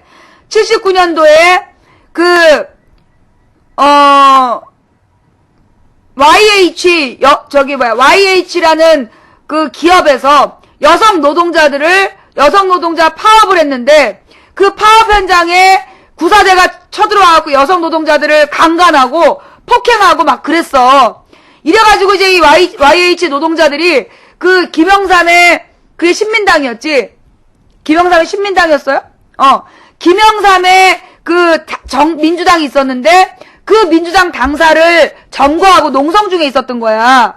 그런데 그때 그 박정희가 그 당사로 경찰을 투입해. 그래갖고 이 노동자들이 당사 옥상으로 올라갔다가 거기서 떨어져갖고 죽었어. 그러니까 이제 김영삼이 거기에 화가 나가지고 어떻게 민주주의 국가에서 정당의 당사를 이렇게 무력 침탈하느냐. 그러면서 박정희한테 항의를 한 거야. 그랬더니만 박정희가 김영삼의 의원직을 박탈해버렸어. 의원직을 박탈해버리니까 부산 마산 지역의 민주화 운동이 확 불릴듯이 일어난 거예요. 그래서 부마항쟁이라는 게 일어나가지고 부산 마산에서 막 반란이 일어났는데 그때 그러니까 막 민주항쟁이 일어났는데 부마항쟁이 그때 이제 박정희가 다 죽여버리라 그랬어. 부마항쟁 다 쓸어버리라고. 여수 순천처럼 다 쓸어버리라고. 그런 거야. 그래서 김재규가 그때 CIA 중앙정보국 한국지부장이었던 김재규가 박정희를 죽여버린 거예요. 네. 그래서 이제 부마항쟁을 일으켰던 이유가 민주주의에 대한 이건 침탈이다. 김영삼을 위해서가 아니라 민주주의에 대한 침탈이다. 그래가지고 들고 일어났더니 다 죽이라 그랬어. 그래서 김재규가 박정희를 쏴 죽여버린 거야. 정말 죽이겠구나. 그게 김재규의 최후 진술인가에 나와 있잖아요. 그리고 난 다음에 그래서 11.6 그게 1979년 10월 26일에 박정희 타살 사건이 벌어진 거야. 11.6 사태가 벌어져. 그리고 난 다음에 그래서 이제 민주화의 봄이 오는구나. 드디어 괴수 박정희가 죽었다. 그래갖고 대학생들이 막 들고 일어나고 이제 드디어 민주화 시대가 열렸다. 그랬더니만 어떻게 됐어요? 휴교령이 내렸어. 전국 대학에 휴교령이 내린 거야. 박정희 죽고 대학생들이 민주화 운동을 일으킬까봐 휴교령을 내려. 그래갖고 전부 다 대학생들이 학교를 못 가. 우리 언니도 막 울고불고 난리 났었어 그때. 그리고 나서 그해 12월 12일 날 전두환과 노태우가 다시 쿠데타를 일으켜. 그래서 최규하를 납치해갖고 감금해버리고 자기네가 비상계엄을 또 선포하는 거야. 그래서 이 전두환과 노태우가 어떤 성격인지 사람들이 모르다가 그때 이제 광주에서는 다 알고 있었다는 얘기가 있는 거 아니에요?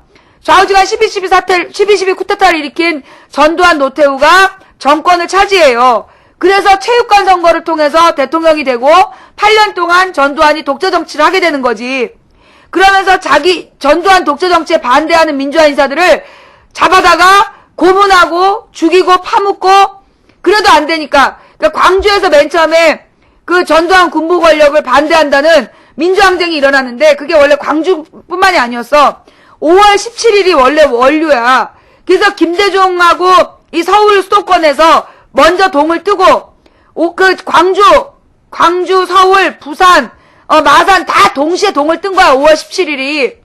동을 떴는데 그때 경찰이 김대중하고 김대중 대통령 아들하고 전부 다 구속시켜버려. 잡아들여버리고 그 다음에 광주항쟁에서는 5월 17일 날 데모하러 나온 학생들 발가벗겨갖고 거기서 너무나 두들겨 패가지고 죽지는 않는데 지나친 폭행 장면을 시민들이 본 거야. 그래갖고 그거에 열받은 시민들이 5월 18일 날 광주 단독으로 뜬 거예요. 광주 항쟁을 일으킨 거야. 그랬더니만 전두환이 특공대를 보내가지고 특수부대를 보내서 다 죽여버린 거 아니야. 그게 광주 항쟁이야. 그게 5월 18일부터 5월 29일까지 있었던 열흘간의 투쟁이에요. 요 내용은 독일인 기자 푸른 눈의 목격자라는 그 다큐멘터리에 잘 나와 있죠. 그러면서 거기 보면 그게 무슨 빨갱이들이 일으킨 게 아니야. 우리 동생들을 너무나 잔인하게 두들겨 패니까 기절시키니까 열받은 시민들이 일으킨 건데 이걸 빨갱이가 일으킨 폭도라고 개소리를 하면서 사람들을 죽여버린 거 아니에요. 광주에서 임산부에 배를 가르고 막 이랬다는 얘기가 나온 거 아니야. 그리고 난 다음에 전두환이 80년 5월을 완전히 군홧발로 짓밟고 그때부터 이제 또 박정희보다 더 잔혹한 군부 정치가 시작이 되는 거야. 우리나라의 가장 잔혹한 군부 시대가 전두환 시대예요. 박정희보다 더 잔혹한 게 전두환이야. 그 당시에 지금으로 치면 강호동보다 인기 있는 유재석급 인기 있었던 코미디언 이기동이라는 사람이 전두환을 비판했다고 삼천교육대라는 데를 끌고 가가지고요. 두들겨 팬 거야. 그래갖고 이 사람이 거기서 매를 맞고 나와서 회복되지 못하고 죽은 거야. 이기동이. 유재석만큼 인기 있었던 연예인인데 정권을 비판했다고 두들겨 맞아갖고 죽은 거예요. 그걸 배삼용 씨가 나중에 미국에 갔다가 미국에 이민 갔다가 숨어있다가 나중에 돌아왔고 90년대에 그 얘기를 한 거야. 사실은 이기동이 그렇게 죽었다라고. 그래서 알게 된 거지. 그리고 난 다음에 뭔 일이 벌어지냐. 86년가는 그게 85년이야. 85년에 김근태 고문 사건이 터져. 이게 되게 중요한 거예요. 85년에 김근태 고문 사건이 터지면서 원래 그 당시에 김근태 말고 다른 사람들 다 고문을 당했어. 근데 그 고문당한 내용을 밖에다 알릴 생각을 못한 거야. 왜냐하면 그때 인혁당에서 고문당한 내용을 밝힐까봐 죽여버린 거 아니야. 그러고선 고문당했던 사람들이 완전히 망가져가지고요. 거의 대부분이 제정신을 잃은 상태가 돼버린 거야. 그래서 정신이상자가 되게 많았어. 고문당한 사람들 중에. 근데 김근태는 자기가 그 고문당하는 거를 고문당하기 전에 물어본 거야. 오늘이 몇 월 며칠 몇 시냐. 그걸 물어봐갖고 그걸 외운 거야. 고문당하면서. 그래서 그 외우고 막 전기고문 물고문을 당하면서 그 발뒤꿈치를 너무너무 비틀어가지고 발뒤꿈치에 5cm짜리 이렇게 상처가 난 거야. 거기 딱지가 앉았는데 그 딱지를 보관을 한 거야. 딱지를 보관해서 이게 내가 고문당한 흔적이다. 그래가지고 그걸 보관을 했어. 그래갖고 그거를 이제 휴지에다가 물을 묻혀가지고 계속 감방에 숨겨놨었는데 그걸 간수들이 어느 날 뭐 좀 만나자 그래서 나갔다 오니까 그게 없어진 거야. 그걸 간수들을 시켜갖고 가져가 버린 거지. 김근태가 그러고 있다는 거 알아서.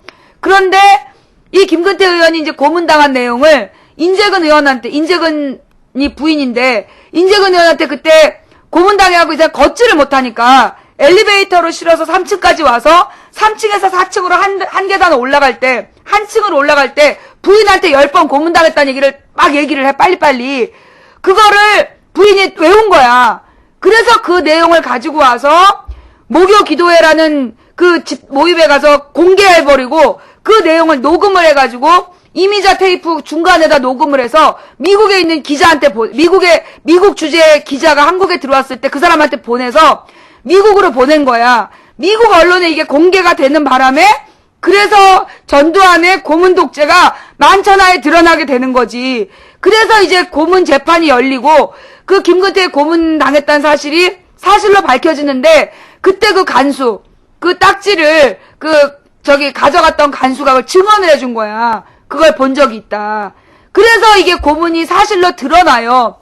그래서 이제 김근태 고문 사건으로 전두환의 고문 정치에 대해서 사람들이 알게 된 거야. 그 다음에 성고문 사건이 터져. 부천 성고문 사건. 그 당시까지 박정희 시대, 전두환 시대는요, 여성 노동자들이 파업을 하면요, 강간을 해버렸어요. 경찰이 여성 노동자를 잡아다가, 강간을 한 거야. 강간고문을 한 거야. 성고문. 그래가지고 그 내용을 대부분의 사람들이 밝히지도 못하는데, 한 피해자가 그걸 밝혔어. 자신이 그런 일을 당했다라고 밝힌 거야. 김근태 부천 성고문 사건 두 가지로 완전히 전두환 정권이 전 세계에서 몰린 거야. 이제 이 군부 독재라는 완전히 이제 낙인이 찍힌 거지. 그래서 전 세계에서 이제 인권운동가들이 전두환의 문제를 제기하기 시작해. 그 와중에 87년 1월에 박종철이 죽는 거야. 박종철이 고문당하다 죽었는데 고문당해서 폐에서 물이 발견됐다라고 의사가 얘기를 해버렸잖아. 그래서 고문치사라는 게 밝혀졌어. 그래서 박종철 고문치사의 진상규명운동을 87년 봄에 벌인 거야. 그런데 전두환이 4월 13일 날 노태우한테 정권 이양하겠다. 우리 체육관에서 또 선거할 거다. 그렇게 선언을 했어. 4.13 호원조치 철폐하라고 민주화운동이 일어나. 그래서 막 대학생들이 운동을 하고 있었는데 6월 9일에 이한열 열사가 연대 정문 앞에서 최루탄 직격탄을 맞고 뇌사 상태에 빠져. 그래서 7월 4일까지 뇌사 상태로 있다 7월 4일에 죽어요. 근데 이한열이 뇌사 상태에 빠졌다는 얘기를 듣자 6월 10일 날 넥타이 부대 일반 근로자들이 시위로 합류한 거야. 일반 근로자들이 시위대로 합류하면서 대학생들만의 투쟁이었다가 그때부터 시민항쟁이 된 거지. 그래갖고 넥타이 부대라는 게 그래서 나온 말이야. 시민들이 막 나와서 같이 데모를 하고 내가 그때 87년에 엄마 병원에 다니느라고 왔다 갔다 했다 그랬죠. 시내를. 그거 보면요. 아니 빌딩에서 휴지 같은 걸 막 던지는 거야. 저 왜 저러나 그랬어. 그게 이 최루탄 냄새 때문에 막 콧물 토하고 막 이런 사람들 그 사람들 닦으라고 이렇게 막 휴지 치약 이런 걸 막 던졌어 빌딩에서. 이제 여직원들은 무서우니까 못 내려오고 그런 거 던져준 거야. 그 남자 직원들은 점심시간에 이럴 때 넥타이 메고 나와가지고 시위를 같이 했던 거지. 그래서 6월 10일부터 6월 29일까지 그걸 계속을 해요. 그거를 전국에서 600만 명이 시위를 해. 그러니까 어쩔 수 없이 대통령을 직선제로 노태우가 하겠다 그러면서 선언을 하게 되는 거야. 그래서 87년 민주헌법이 만들어지고 그 민주헌법에 중요한 내용이 하나 박히는데 뭐냐. 자백만으로는 처벌할 수 없다.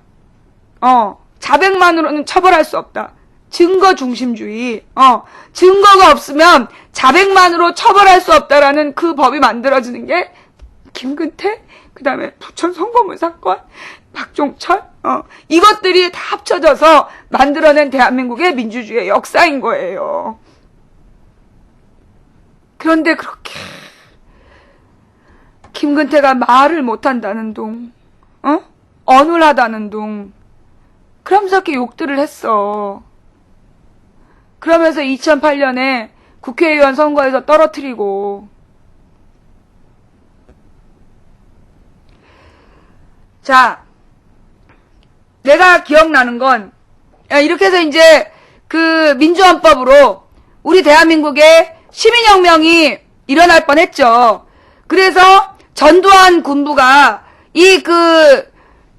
체육관 선거를 포기하고 대통령 직선제를 받아들였어요.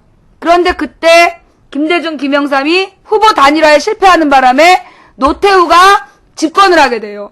그러나 노태우는 전두환하고는 좀 달랐어요. 노태우는 전두환보다는 좀 나아가지고 그렇게 폭력적으로 억압하는 정치는 하지 않았어.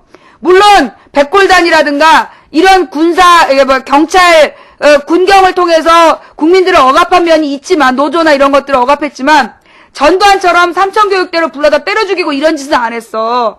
대놓고 죽이진 않았어 노태우가. 그 다음에 노태우가 무엇보다 민주헌법 체제 하에서 뭘 맺었냐. 1991년에 남북 기본 합의서라는 걸 맺어요.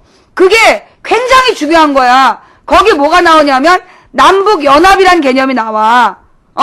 남북연합. 그게 뭐냐면 그러니까 한민족 공동체. 그래서 남과 북이 각자 자기 체제를 가지고 연립정부를 만든다. 그러니까 이제 미국처럼, 미합중국처럼, 연방정부를 만드는 거야. 북한은 북한대로, 남한은 남한대로 선거하고 다 각자 정치를 하는데, 단지 하나의 통일, 원코리아. 한국의 두 체제, 1국가 2체제를 합의한 게 그게 91년도야. 그러면서 거기서 NLL 문제도 이야기하고 굉장히 남북관계 진일보를 했어요. 노태우 때. 고려연방제는 북한이 얘기한 거고, 우리는 한민족 공동체 통일 방안을 얘기한 거야. 결국은 이게 뭐냐면 남북의 각자의 정치체제를 가진 1국가 2체제를 인정을 한 거지. 그 내용을 김대중 대통령이 나중에 이제 햇볕정책으로 정상회담을 해갖고 확인을 해낸 거고, 그게 6.15 선언이야. 노태우 때까지 좋았어. 그러니까 노태우가 그렇게 하고 드디어 다시 이제 민주정부가 만들어지는데, 이번에는 우리가 실패하지 말자. 그래서 김대중을 대통령으로 만들어야 된다 그랬는데 김영삼이 노태우하고 손을 잡잖아. 노태우, 김종필이랑 손을 잡고 3당 합당을 해버려. 그러면서 이제 대통령 후보가 돼서 2% 앞서갖고 대통령이 된단 말이야, 김영삼이. 그러면서 김영삼이 아까 얘기했던 역사 바로 세우기, 금융실명제, 이런 건 잘했어요. 그런데 김영삼이 실수한 게 있어. 뭐냐면 신자유주의자들의 화려한 말빨에 속아가지고 뭘 받아들였냐. 우리나라가 빨리 선진국 대열에 들어가야 된다. 그래서 세계화에 부응해야 된다. 그래서 해외여행을 자유화시키고 그다음 해외 유학도 자유화시키고 그리고 그러면서 이제 그 글로벌 경제체제로 들어간다. 그러면서 우루과이 라운드에도 막 참여하고 그랬던 거야. 그래서 신자유주의 경제체제를 가지고 들어오면서 그러면서 이 김영삼이 97년에 OECD에 가입을 하겠다. 96년에 OECD 가입을 하겠다래요. 그때 김근태 의원이 국회에서 반대를 합니다. 초선 의원 김근태가 안 된다. 지금 아직 우리나라가 개발도상국에서 선진국으로 하는 길목인데 우리가 지금 OECD에 들어가게 되면 우리는 선진국과 똑같은 규제를 받게 된다. 그러면 개발도상국에게 약자 보호 차원에서 봐줬던 특혜들을 우리가 포기해야 되고 아직 우리 경제가 그런 위험에 노출되기에는 약하다. 그러니 OECD 가입을 미뤄야 된다라고 유일하게 반대했던 사람이 김근태 의원이야. 근데 김영삼이 국민소득 만불 시대가 됐으니까 우린 가입해야 된다. 가입을 해버렸어요. OECD에 이제 들어간 거야. 그리고 1년 만에 외환위기가 온 거야. 외환위기가 와가지고 결국 IMF로 나라가 망하게 되는 거예요. 그래서 이제 IMF가 되면 전 세계 금융 재벌들이, 전 세계 금융업자들이 그 나라를 먹는 거야. 그래서 쓸만한 기업, 그러니까 가령 대기업에 어떤 기업들이 있다. 그러면 쓸만한 건 자기네가 쪼개갖고 팔고, 쓸만한 건 쪼개서 팔고, 사람은 많은데 이윤이 많이 안 남는다. 그러면 없애버리고. 그게 구조조정이라는 거야. 그래서 많은 중소기업이 그때 다 구조조정이라는 이름으로 잘려나가고, 직원들이 전부, 은행 직원들도 다 정규직에서 잘려나가고, 대량 해고 상태가 벌어진 거야. 그게 IMF 체제에서 그들이 원한 거야. 금융 재벌들이, 세계 금융 재벌들이. 근데 대부분의 나라들이 IMF 체제를 6년, 7년씩 갔단 말이야. 그걸 정부에서 막질 못하니까. 근데 김대중이 이걸 이대로 계속 가면 나라 경제를 회복 못한다 이래가지고 2년 만에 긴급하게 외환자금을 만든 거야. 금을 팔아갖고 외환을 만들어서 갚아버렸어. IMF에 갖고 나가라 그런 거야. 그래서 IMF가 2년 동안만 피코를 빨다가 나간 거예요. 근데 그 2년 동안 너무나 많이 피코를 빨아먹고 구조조정을 단행해버렸기 때문에 우리나라의 중소기업이 다 망하고 중산층이 무너지는 그런 상황이 온 거야. 그래서 김대중 대통령이 그 다음에 경제를 회생시키기 위해서 카드를 카드 발급의 기준을 좀 낮춰라. 그래서 옛날에는 카드를요 최상층만 썼어. 상위 5%만 카드를 썼는데 그걸 갖다가 30%까지 국민 경제 수준 30%까지 낮추라고 그런 거야. 그랬더니만 카드사에서 어떻게 했어? 100%로 낮춰버린 거야. 그래가지고 100%로 낮춰버리면서 무자격자들에게 신용카드를 무한 발급한 거야. 왜? 그 당시에 신용카드 회사들은 신용카드를 가지고 사채업을 한 거야. 이자 받아먹기를 하려고. 원래 김대중 대통령이 신용카드 발급 기준을 30% 정도까지만 낮추라 했는데 이 새끼들이 100%로 낮추고 그 다음에 국민들을 전부 다 신용불량자로 만든 거야. 그런데 사람들은 어떤 생각을 해? 그 카드 남발 정책을 만든 게 김대중이다. 국민 신용불량자 시대를 양산한 게 김대중이다. 라고 얘기하고 있는 거야. 이거 몰랐죠, 여러분? 그렇게 된 거예요. 그리고 난 다음에, 그래서 그 당시에 신용불량자가 300만 명이 생겨. 그래서 노무현 정부가 들어서자마자 그 신용불량자 300만 명의 빚 문제가 되게 심각했는데, 그래서 그거를 국가에서 탕감을 해준 거야. 원금만. 국가에서 탕감해주면서 개인 회생 절차를 만들어준 거지.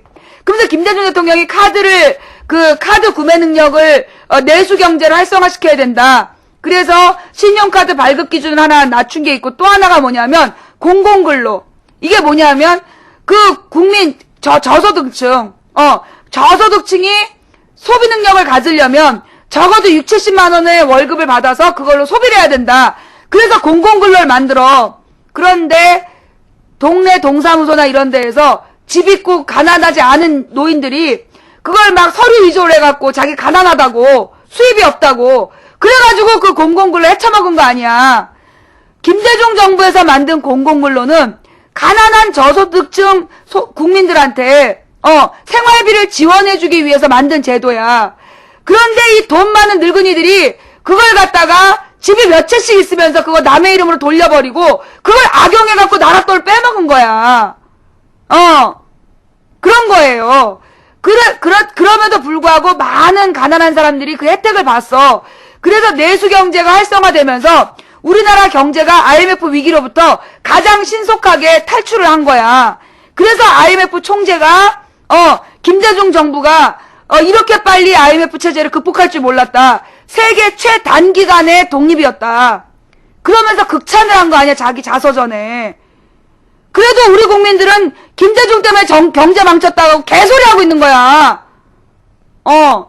내수 경제 활성화를 위한 두 가지 방편으로 저소득층의 소비 능력을 위해 공공근로를 만들고 중산층의 소비를 활성화시키려고 카드 발급 기준을 낮춘 거였던 거야. 근데 그걸 갖다 이 새끼들이 악용을 한 거라고, 기업과 부자들이. 그걸 김대중 탓으로 돌리면서 관리를 못하지 않았냐. 이 씨발놈들이 그런 거야. 그리고 난 다음에 노무현 정부가, 근데 김대중 정부에서 그 상황에서 뭘 했냐 하면, 우리나라는 지금 자원이 부족한 나라다. 자원도 부족하고 땅도 적고 인구도 적다. 그러면 우리가 여기서 성공할 수 있는 유일한 기회는 인적 자원을 활용하는 거다. 그러면 인적 자원을 활용할 수 있는 네트워크를 만들어야 된다. 그게 뭐냐? 인터넷이다. 전 세계가 인터넷을 잘 모를 때 김대중 대통령은 인터넷을 알아본 거야. 엘빈 토플러의 정보화 사회를 바라보고, 그래서 전 세계에서 가장 빨리 우리나라가 국민 인터넷망이 깔려요. 그 다음에 국민 컴퓨터가 보급이 되는 거야. 그래서 그 광랜을 다 깔은 거야. 김대중 대통령 때 광랜까지 깔아주고 김대중 대통령이 물러나는 거야. 광랜 사업까지 주도하고, 그 상황에서 노무현 대통령이 그 인터넷 노사모를 통해서 대통령이 돼요. 그리고 나서 노무현 대통령이 IT 산업을 집중 육성을 해주는 거야. 그래서 노무현 대통령 때 그 쇼핑몰, 온라인 쇼핑몰 산업이 굉장히 발달해가지고요. 우리나라가 온라인 쇼핑몰의 초기에 세계 최고였어. 그래갖고 이제 그때 노무현 대통령 때 2004년이었는데, 2004년에 내가 들은 이야기야. 국제 IT 전문가들이 모여갖고, 한국은 정말 독특하다. 왜냐하면, 그 당시에 전 세계에서 가장 검색 1위가 구글이었거든. 근데 우리나라 네이버가 구글보다 유저가 더 많았어. 그 다음에 온라인 쇼핑몰의 최고가 옥션이었어. 옥션이었는데, 우리나라는 옥션이 아니라 뭐였지? 우리나라 온라인 쇼핑몰? 옥션이 아닌 우리나라 온라인 쇼핑몰이 더 유명한 게 있었어, 하여튼. 예. 아니요, 그 당시에 구글이었어요. 구글? 야후였나? 하여튼, 구글이 최고였을 때, 지마켓. 그 구글이 최고였을 때 네이버 검색어가 1등. 그 다음에 옥션이 전 세계 온라인 쇼핑몰을 장악했을 때 지마켓이 더 우리나라에서 매출이 많았고, 그 다음에 MSN 메신저 때문에 전 세계가 긴장하고 있을 때 우리나라는 네이트온이 더 잘 나간 거야. 그래서 세계 IT 업계가 우리나라의 IT 발전을 주목했던 거예요. 그러면서 그 당시에 독일의 산업 연수생들이 우리나라에 와요. 그래갖고 2004년으로 난 기억하는데, 2004년 아니면 5년이야. 독일의 산업 연수생들이 와가지고요. 어떻게 했는지 알아요? 우리나라에서 한 달 동안 인터넷 체험을 해. 그 인터넷 체험을 어디서 했는지 알아요? PC방. 우리나라 PC방에서 독일의 인터넷 산업 연수생들이 와갖고 PC방에서 한 달 동안 인터넷을 경험을 한 거야. 그리고 가서 유럽의 인터넷 온라인망을 깔게 된 거예요. 그래가지고 2002년, 2003년 이때는요. 우리나라는 2002년에 다 인터넷이 연결되어 있을 때였는데 광랜이 깔려 있을 때였잖아. 근데 영국에서 내 친구가 메일을 보내는데 일주일에 한 번 메일을 보내는 거야. 왜 그러냐? 메일 키다 죽는데. 메일을 인터넷에 접속하는데 1시간이 걸리는 거야.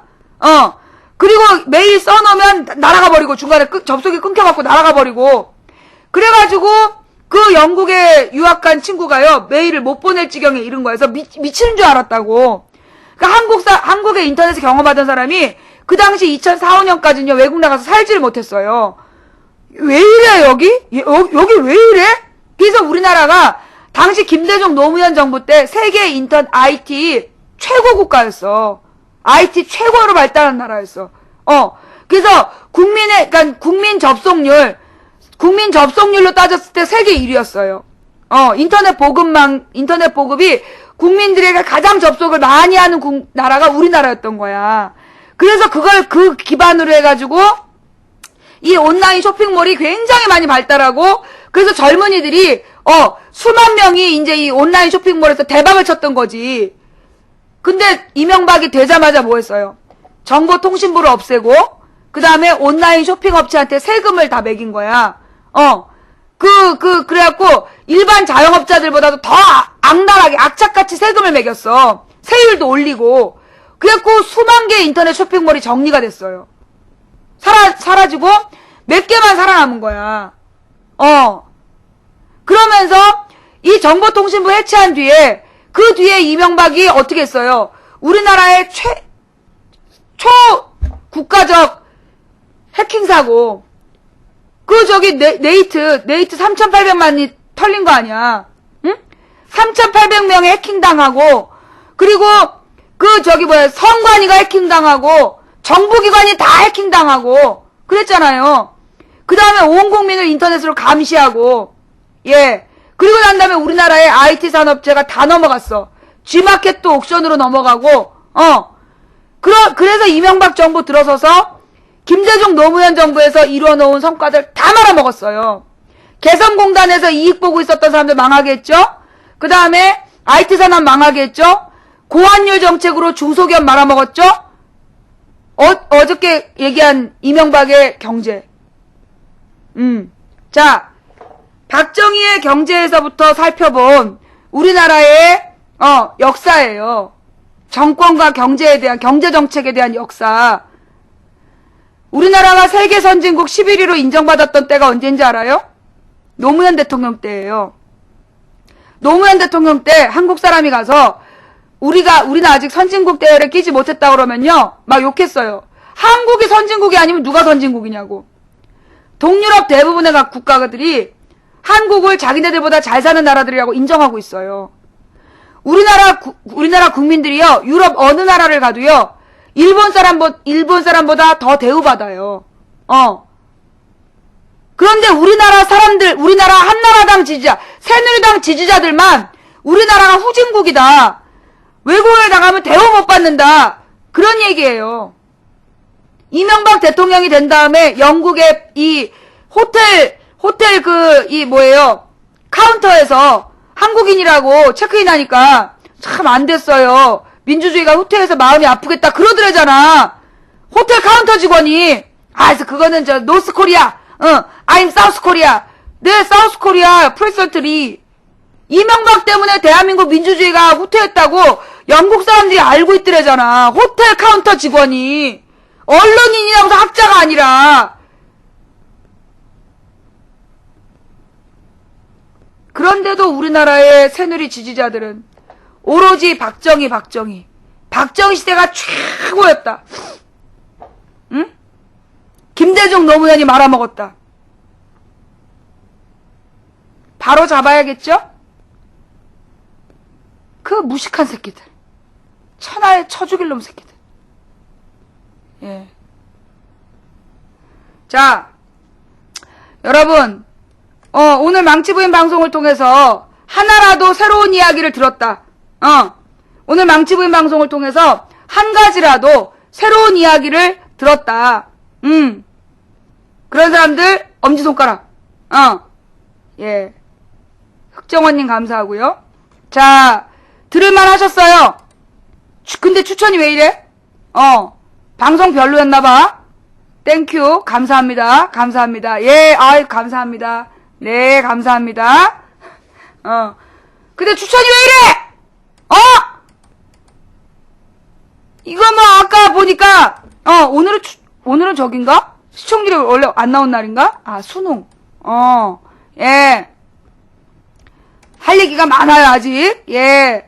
자, 제가 이제 어제부터, 어제는 이명박의 정치를 간단히 훑어보고, 이명박의 그 모든 만행을 옹호한 게 한나라당이다. 그 한나라당의 실질적 지도자가 박근혜였다까지 얘기했고, 오늘은 박정희의 경제와, 그러니까 이승만부터, 이명박까지의 정치를 훑으면서 특히 박정희의 경제 부분을 중심적으로 다루었습니다. 예. 어제 오늘 들을만 하셨어요? 예. 발효주님 감사하고요. 예. 오늘 수능이라 인터넷 접속자가 많이 적은 것 같은데, 네. 자, 인터넷으로 사건 찾아보면서 시청했어요. 아주 좋은 자세예요. 망치 부인이 방송을 할 때는요, 옆에 검색창 하나를 켜놓고 검색을 하면서 보세요. 그래야 내가 제대로 얘기하는지 아닌지 알 수 있는 거예요. 네. 알았죠? 능구리님 감사하고요. 천안den기동자님 감사하고요. 망치 부인님 얘기에 너무 집중한 나머지 추천을 깜빡했어요. 야! 저희는 부부가요. 숨죽이면서 봤어요. 추천 하나만 하고. 온 가족이 다 본다니까! 아무도 로그인 안 하고. 해삼소주님, 번개짱님 감사합니다. 여기는 부녀회가 같이 봐요. 아무도 추천 안 하고. 아주바님, 4417님, 스마일님 감사합니다. 자, 얼른 추천하세요. 이거 3000개 추천 안 되면 밤새도록 또 추천 귀신에 시달릴 줄 알아? 스마일님 감사하고요. 예. 네, 프로망스님 감사합니다. 아직까지 추천 안 하고 버티는 분들께 매우 섭섭하다는 말씀을 전하면서, 자, 어제 오늘 방송 유익했죠? 보트님 감사합니다. 짧지만 유익한 방송. 예. 가만있어 보자. 지금 메일이 왔나? 메일이 네이버 메일 안 왔는데? 예. 우리, 설중성백님, 메일 아직 안 되나요? 메일이 아직 안 왔는데, 자, 그럼 막간을 이용해서, 내일부터가 문재인 펀드지? 내일이지? 오늘인가? 오늘이야? 아, 오늘부터다, 오늘부터. 어메! 오늘부터인데, 깜빡했네. 어떻게 해? 아직 마감 안 됐죠? 딱 걸렸네님, 페더21님 감사합니다. 네네네네. 예, 오늘부터 문재인 펀드 2기 들어갑니다. 예, 이 문재인 펀드라는 게 뭐냐면요. 예, 문재인 후보가 대통령이 돼서 필요한 돈이, 대통령 선거 과정에 필요한 돈이 약, 600억 정도가 든대요. 근데 그 중에서 400억은 펀드로 구성을 하고 200억 정도를 이제 후원금으로 모집을 하려고, 그러니까 당 지원금 받고 그 다음에 이제 이 후원금을 모집을 하려고 생각을 하고 있는 건데요. 이거를 우리가 안 해주면 문재인 후보도 어쩔 수 없이 재벌들한테 손을 벌려야 되고, 그러면 결국은 재벌들에 의해서 지배되는 권력이 됩니다. 우리 손으로 문재인을 깨끗한 정권으로 만들 수 있는 길, 그게 문재인 펀드. 예, 문재인 펀드 10,000원 이상, 예, 10,000원 이상 2억 이하로, 10,000원에서 2억까지, 가입할 수 있답니다. 우선 인터넷으로 접속해서 예약을 하고 입금을 하면 되거든요. 인터넷으로 접속한 정보를 가지고 입금을 하시면 됩니다. 그러면 정확한 정보를 입력하셔야 나중에 5개월 뒤에 이 돈을 돌려줍니다. 문재인이 단일 후보 안 되면요, 안 쓰고 돌려드립니다. 예, 문재인 후보가, 대통령 단일 후보가 안 되면 안 쓰고 돌려준다. 그 다음에, 대통령 후보는 됐어. 근데 대통령이 안 되면 어떡하냐? 그래도 15% 이상의 지지율을 받을 거기 때문에 돌려드립니다. 100% 돌려드립니다. 여러분이 빌려주신 돈, 이 펀드 100% 돌려드릴 뿐만 아니라 이자까지 드립니다. 예, 일반 저축예금보다 높은 이자로 드립니다. 자, 통장에 놀고 있는 돈, 혹시 비상금 같은 거 있다라면 투자하세요. 예, 문재인 펀드에 투자하시는 것은요, 단지 몇 푼의 이자를 위한 것이 아니라 뭡니까? 우리의 깨끗한 정치를 위한 투자입니다. 우리의 미래 권력을 위한 투자입니다. 재벌 권력으로부터 99% 국민의 권력을 지키려는 우리 민주주의를 위한 투자입니다. 자, 문재인 펀드에 투자하세요. 예. 말 잘하는 것 같아. 자, 그래서요, 인터넷, 문재인 펀드 어디로 신청하면 됩니까? 사이트 좀 올려주세요. 지금부터, 문재인 펀드 마감될 때까지, 시청자 여러분이 돌아가면서 올려주세요. 문재인 펀드 신청할 수 있는 사이트. 예. 문재인 펀드 신청할 수 있는 사이트를 좀 올려주시고요. 예. 1차에 하셨던 분들 2차에도 할 수 있답니다. 네. 1차에 하셨던 분들 2차에서도 할 수 있다니까. 네. 하실 분들은 더 하시고요. 네. 자, 올라오고 있습니다. 네. RSV14, 이거 아닌 것 같은데? 문재인 펀드 주소 어떻게 됩니까? 예. 확실하게 확인하셔가지고요. 예.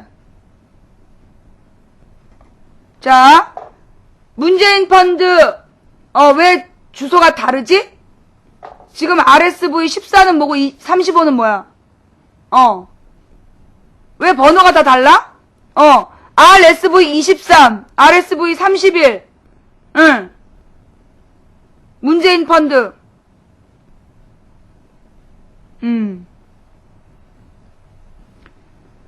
수상한데? 이거요. 문재인 펀드, 문재인 TV에서 보면 나와 있나요? 예.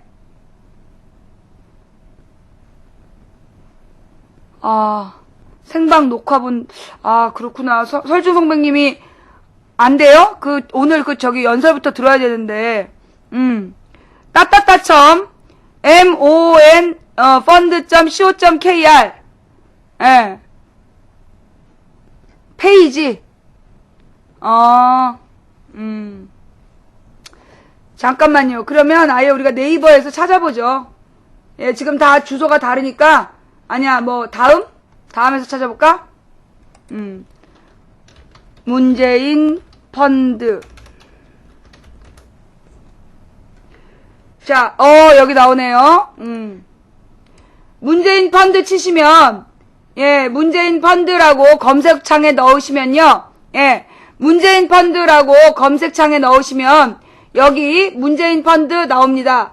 그러면, 새 탭에서 열기, 그러면 이제 이렇게 연결이 돼요. 문재인 펀드로, 예약 페이지, 펀드 예약하기, 그 다음에 예약 확인, 예. 그래서 이 펀드를 이제 예약을 하시는 거예요. 10만인의 약속해서 이제 쭉 설명이 나와 있네요. 10만인의 약속은 문재인 담쟁이 펀드는 10월 22일부터 시작된 1차 펀드를 통해 56시간 만에 200억 원을 모금하여 목표액 달성에 성공하였습니다. 새로 출시하는 문재인 펀드 시즌2는 더 많은 분들의 참여를 위하여 10만인의 약속 프로젝트로 준비하였습니다. 작지만 큰 마음을 빌려주실 선한 출자자 10만 명의 참여를 목표로 문재인 펀드 시즌2가 곧 출발합니다. 문재인 펀드 2012년 12월 19일 실시하는 18대 대통령 선거에 필요한 선거 비용을 마련하기 위해 민주통합당 문재인 후보가 출시하는 것입니다. 18대 대통령 선거의 선거 비용 제한액은 559억 7,700만 원입니다. 문재인 담쟁이 펀드는 1차, 2차 모금을 통해 총 400억 원을 국민들로부터 모금합니다. 문재인 펀드 시즌2는 400억 원의 범위 내에서 10만 명이 참여할 때까지 모금을 계속합니다. 원금과 이자는 민주통합당이 2013년 2월 27일 선거 비용을 보전받으면 문재인 펀드가 이를 반환받아서 펀드 참여자에게 지급합니다. 후원금이 아니므로 국민 누구나 참여할 수 있고 상한액과 하한액은 따로 없습니다. 문재인 후보가 선거에서 15% 이상의 득표를 할 경우 선거비용 전액이 보전되고 문재인 펀드로 조성된 돈은 후보 등록일 이후에 선거기간이 개시되어야 지출됩니다. 그러니까 후보가 안 되면 쓸 수 없는 돈이다. 걱정하지 마라. 예. 문재인 펀드 얘기하는데 계속 동해 조개가 안철수업 이러고 있어. 너 박근혜 지지자지? 아유, 등신 새끼 저거. 예. 자, 그래서 이걸 할 때요. 여기서 이제 펀드 예약을 해요. 예약을 해서 이름, 주민번호를 해서 실명 인증을 받습니다. 그 다음에 이제 약관에 동의하는 과정을 거치고요. 펀드를 예약하는 거예요. 예. 제가 이제 저의 개인정보 때문에, 말씀을 못 드리고, 펀드 예약하기를 누르시면 다음 화면으로 넘어가서 얼마를 예약할 거냐가 나옵니다. 그러면 그 예약 금액을 넣으시면 돼요. 예. 그러면 이제 그 다음에 이 펀드 예약하기로 들어가서 뭐가 정확해야 되냐면, 그 통장 있잖아요. 여러분이 돈을 보냈던 돈을 받아야 되는 통장, 그게 주민번호하고 맞아야 돼. 그게 안 맞으면 돈을 못 받아요. 자기 이름의 통장으로 반드시 신청하셔야 돼요. 아셨겠죠? 아시겠죠? 예. 이 방은요, 문재인 지지자예요. 문재인 지지방이에요. 안철수 후보가 야권 후보 단일화 되기 전에는 이 방에서는 안철수 후보 선거운동이 금지되어 있습니다. 예. 불만 있으면 따로 방 만드세요. 아셨죠? 예. 투표시간 연장과 관련해서 먹튀방지법을 한다는데, 혹시 그렇게 되면 문 후보님이 대선 때 뭐 돈 못 받느냐 이거죠? 그 먹튀방지법이라는 게 뭐냐 하면, 문재인 후보하고 안철수 후보가 단일화를 해서, 안철수가 후보가 되면, 민주당 정당 지원금, 대선 지원금 150억을, 어떻게 할 거냐 이거야. 그게 새누리당의 주장이었어. 그래서 문재인이 뭐라 했냐면, 그래, 150억 돌려줄게. 150억 반환하겠다. 만약에 문재인이, 안철수한테 지면, 영민아, 문재인이 안철수한테 단일화해서 후보가 안 되면, 150억 돌려줄게. 대신 그 돈 낼 테니까 투표시간 연장 비용 100억 그걸로 하자. 그런 거예요. 아셨죠? 예. 그래서, 문재인 후보가 먹튀방지법에 동의를 하면서 후보를 중간에 사퇴하면 150억을 도로 내겠다는 얘기야. 이해됐죠? 걱정하지 마시고요. 어떤 씹새가 반말이니. 예. 자, 그래서 펀드 예약을 하시면요. 이 돈은 반드시 돌려줍니다. 참이슬님 감사하고. 대신에 어떻게 해야 돼? 정보가 정확해야 돼. 개인정보가 잘못되면 안 돼요. 개인정보가 잘못되면 안 되니까, 예, 빨리 예약하시고요. 그리고 이거는 이제 10만 명, 명수를 채우는 게 중요한 거니까, 주변 사람들 많이 참여하는 게 필요할 것 같아요. 바른길만님 감사합니다. 지난번엔 너무 빠른 시간에 돈이 확 차버린 거야. 이번에는 이제 10만 명, 더 많은 사람의 참여가 방점이다.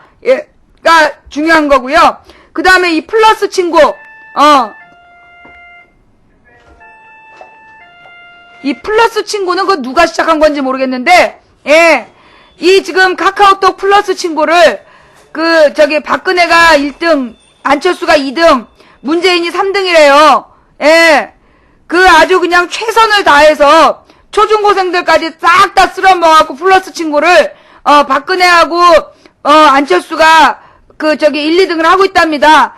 문재인 지지자 여러분, 반성이 좀 되시죠? 예, 반성이 좀 되시는 것 같은데, 예, 우리가, 시발단한테 지면 되겠어요? 예, 우리가 시발단한테 지면 되겠어요? 이 카카오톡 애니팡 모든 친구들 동원하세요. 예, 카카오톡 애니팡 모든 친구들 동원해서, 보냈으면 좋겠습니다. 예, 자, 우리 내일 또 우리가 하루 종일 또 펀드 예약, 펀드 몇 명까지 됐냐? 인원수가 나오나? 현재 참가 인원수 나오나? 예. 참가 인원수를 좀 보면서 했으면 좋겠어요. 예. 참가 인원수를 보면서, 막 참가하는 그런 걸 했으면 좋겠고요. 내일 방송은 낮 2시. 예. 내일 방송 낮 2시 할 거고요. 그 다음에 토요일 날은 대구 생방송을 합니다. 대구에 아침에 가는 것부터 보여드리고, 도착해가지고, 밤에, 낮에 생방송을 하고, 근데 이제, 부산으로 갈지 말지는, 제가 내일 발표할게요. 대구에서 바로 부산으로 넘어가서, 부산에서 자고, 그 다음에 거리 수다방을 할 건지, 아니면 그냥 대구에서 그냥 올 건지는, 제가 내일 발표할게요. 예. 대구 어디로 가냐고요? 모르죠. 일단 가면서 사람 많은 데로 가야지.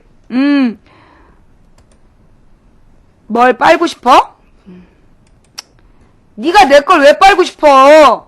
정 빨고 싶으면 네 걸 빨든가. 빨리 한번 해봐. 네 거 네가 한번 빨아봐 되나? 예, 이별 없는 사랑님 감사합니다. 예.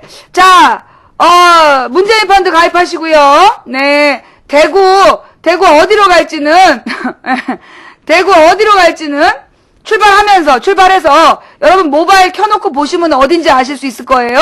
예, 가서 보시고요. 들꽃 같은 여인님 감사합니다. 네, 플러스 친구 중복 가입 가능하지 않음? 그래요? 플러스 친구가 중복 가입했대요? 그건 변칙이지. 친구들한테 널리 알리고요. 네네. 자, 그 플러스 친구 싸움이 붙었는데요. 자존심 상하잖아. 열심히들 하세요. 나는 플러스 친구보다는 문재인 펀드 쪽에다가 집중할래요. 예, 박거전님 감사합니다. 왜냐? 플러스 친구는 돈이 안 들어. 아무나 할 수 있는 거야. 그러나 문재인 펀드는 정말 문재인이 후보가 될 거라고 믿는 사람들, 그들이 자기 돈을 내는 거야. 나는 플러스 친구보다 문재인 펀드 쪽에 집중하고 싶어요. 이게 더 중요한 것 같아. 왜냐하면요, 플러스 친구는 장난삼아도 할 수 있고요, 기계도 돌릴 수 있어요. 그죠? 그런데 이 문재인 펀드는요, 누군가 자기 돈을 내야 돼요.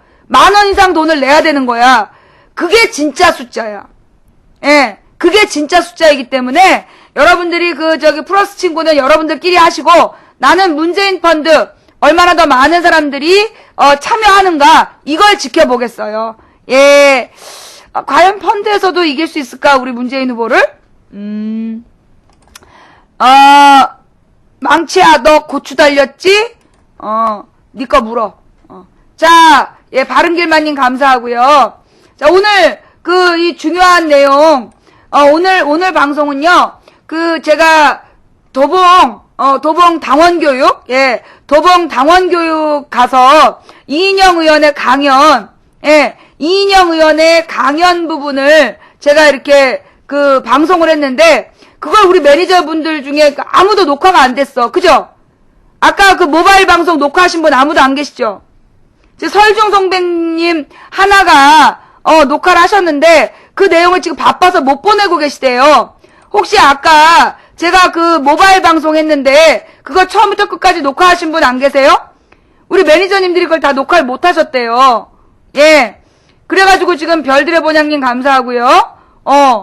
이 모바일 방송이 되게 중요한 내용인데, 지금 설중 선배님이 그걸 못 보내고 계셔가지고, 모바일 방송 녹화하신 분들이, 예, 그 내용을요, 저 메일, 예, gf1027 네이버닷컴으로 보내주시면 돼요. 예. 설중 선배님 말고 누구요? 이지은님? 확실히 있어요? 예. 크리스탈 신님, 5024님 감사합니다. 원래 이게 지금, 네. 원래 지금 원래 이거 모바일 방송을 키면, 예, 약간 일베 쓰레기들이 들어가고 그러는 거니까 신경 쓰지 마시고요. 이지은님 하신 거 확실해요? 예. 거짓말이면 안 됩니다. 예. gf1027 네이버닷컴으로 메일 좀 보내주세요. 네. 메일 좀 보내주시면, 그 내용 받아가지고, 지금 이지은님 빼놓고 나머지는 없어요? 예. 이 모바일 방송의 문제는 녹화가 안 된다는 거야. 예. 안타깝지만 어쩔 수 없네요. 예. 자, 오늘 방송 여기까지 할게요. 일단은, 오늘 제가 집에 돌아와서 한 방송 부분부터 보고 계시면, 매니저님들 중간 부분이라도 하신 거 있으면, 예, 중간 부분이라도 하신 거 있으면 좀 보내주세요. 그거라도 틀게요. 예. 자, 플러스 친구 완료. 예, 감사합니다. 지금까지 도봉구 창동사는 불량주부 망치부인이었습니다. 노래를 또 들어야 되는데. 오늘은 뭘 들을까요?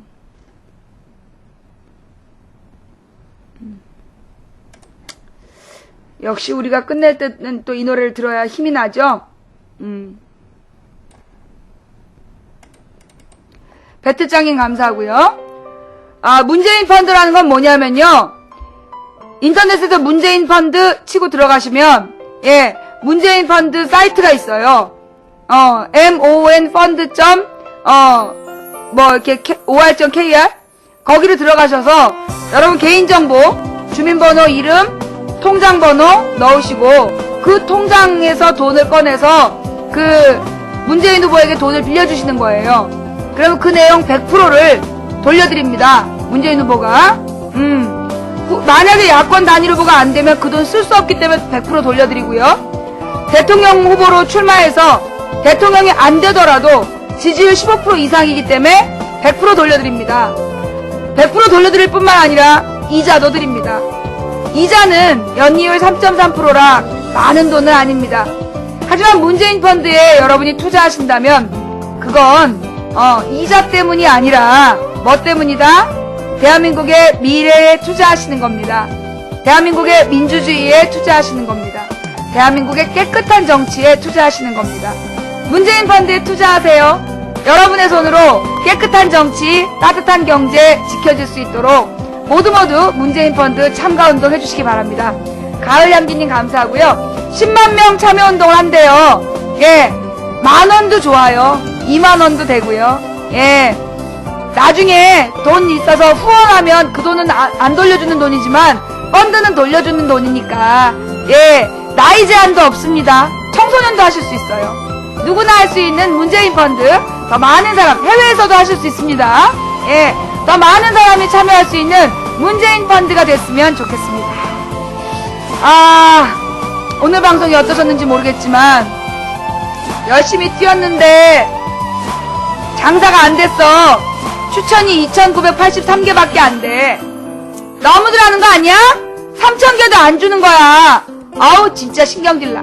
예, 자, 오늘 방송 멋지고 좋았다 싶으시면 빨리 추천해 주시고요. 예, 자, 저는 오늘 이인영 의원의 강연 누구보다 준비된 사람입니다. 국정 운영의 경험이 있습니다. 이번 본선은 박빙입니다. 그 박빙에서는 얼마나 준비된 대우가 함께하느냐가 중요한 자원이 될 것입니다. 문재인이 야권 단일 후보가 돼야 합니다. 그리고 문재인이 대통령이 될 수 있습니다. 우리가 함께하면 가능합니다. 예, 자 여러분, 우리 이인영 의원님 강연 다시 한번 도착하는 대로 틀어드릴 테니까 보시고요. 오늘 방송 이 되게 중요한 게 이제 이 박정희 경제잖아요. 생방송 복습하시고 이인영 의원님의 강연도 이어집니다. 지금까지 망치부인이었어요. 한 사람이 꾸는 꿈은 꿈일 뿐이지만 100인이 꾸고 만인이 꾸면 현실이 된다. 옛날에는요, 우리 방송 하루 종일 본 사람이 3,000명이었어. 하루 종일 본 누적 시청률이 3,000명 이랬거든요. 지금은 5만 명 이상이 보니까 망치부인 방송은 하루에 5만 명이 꾸는 꿈이야. 자, 그 다음에 누군가 간절히 소망하면 온 우주가 그의 소망을 위해 움직이기 시작한다. 또 된다고 믿든 안 된다고 믿든 당신의 믿은 대로 될 것이다. 우리가 가는 길은 쉽고 편안한 승리가 보장된 따뜻한 길이 아니다. 갈만한 길이라서 가는 게 아니라 가야 할 길이라서 간다. 망치부인의 길, 여러분의 길, 대한민국 민주주의의 길입니다. 함께 하세요. 감사합니다. 지금까지 망치부인이었습니다. 내일 낮 2시에 만나요. 얼굴에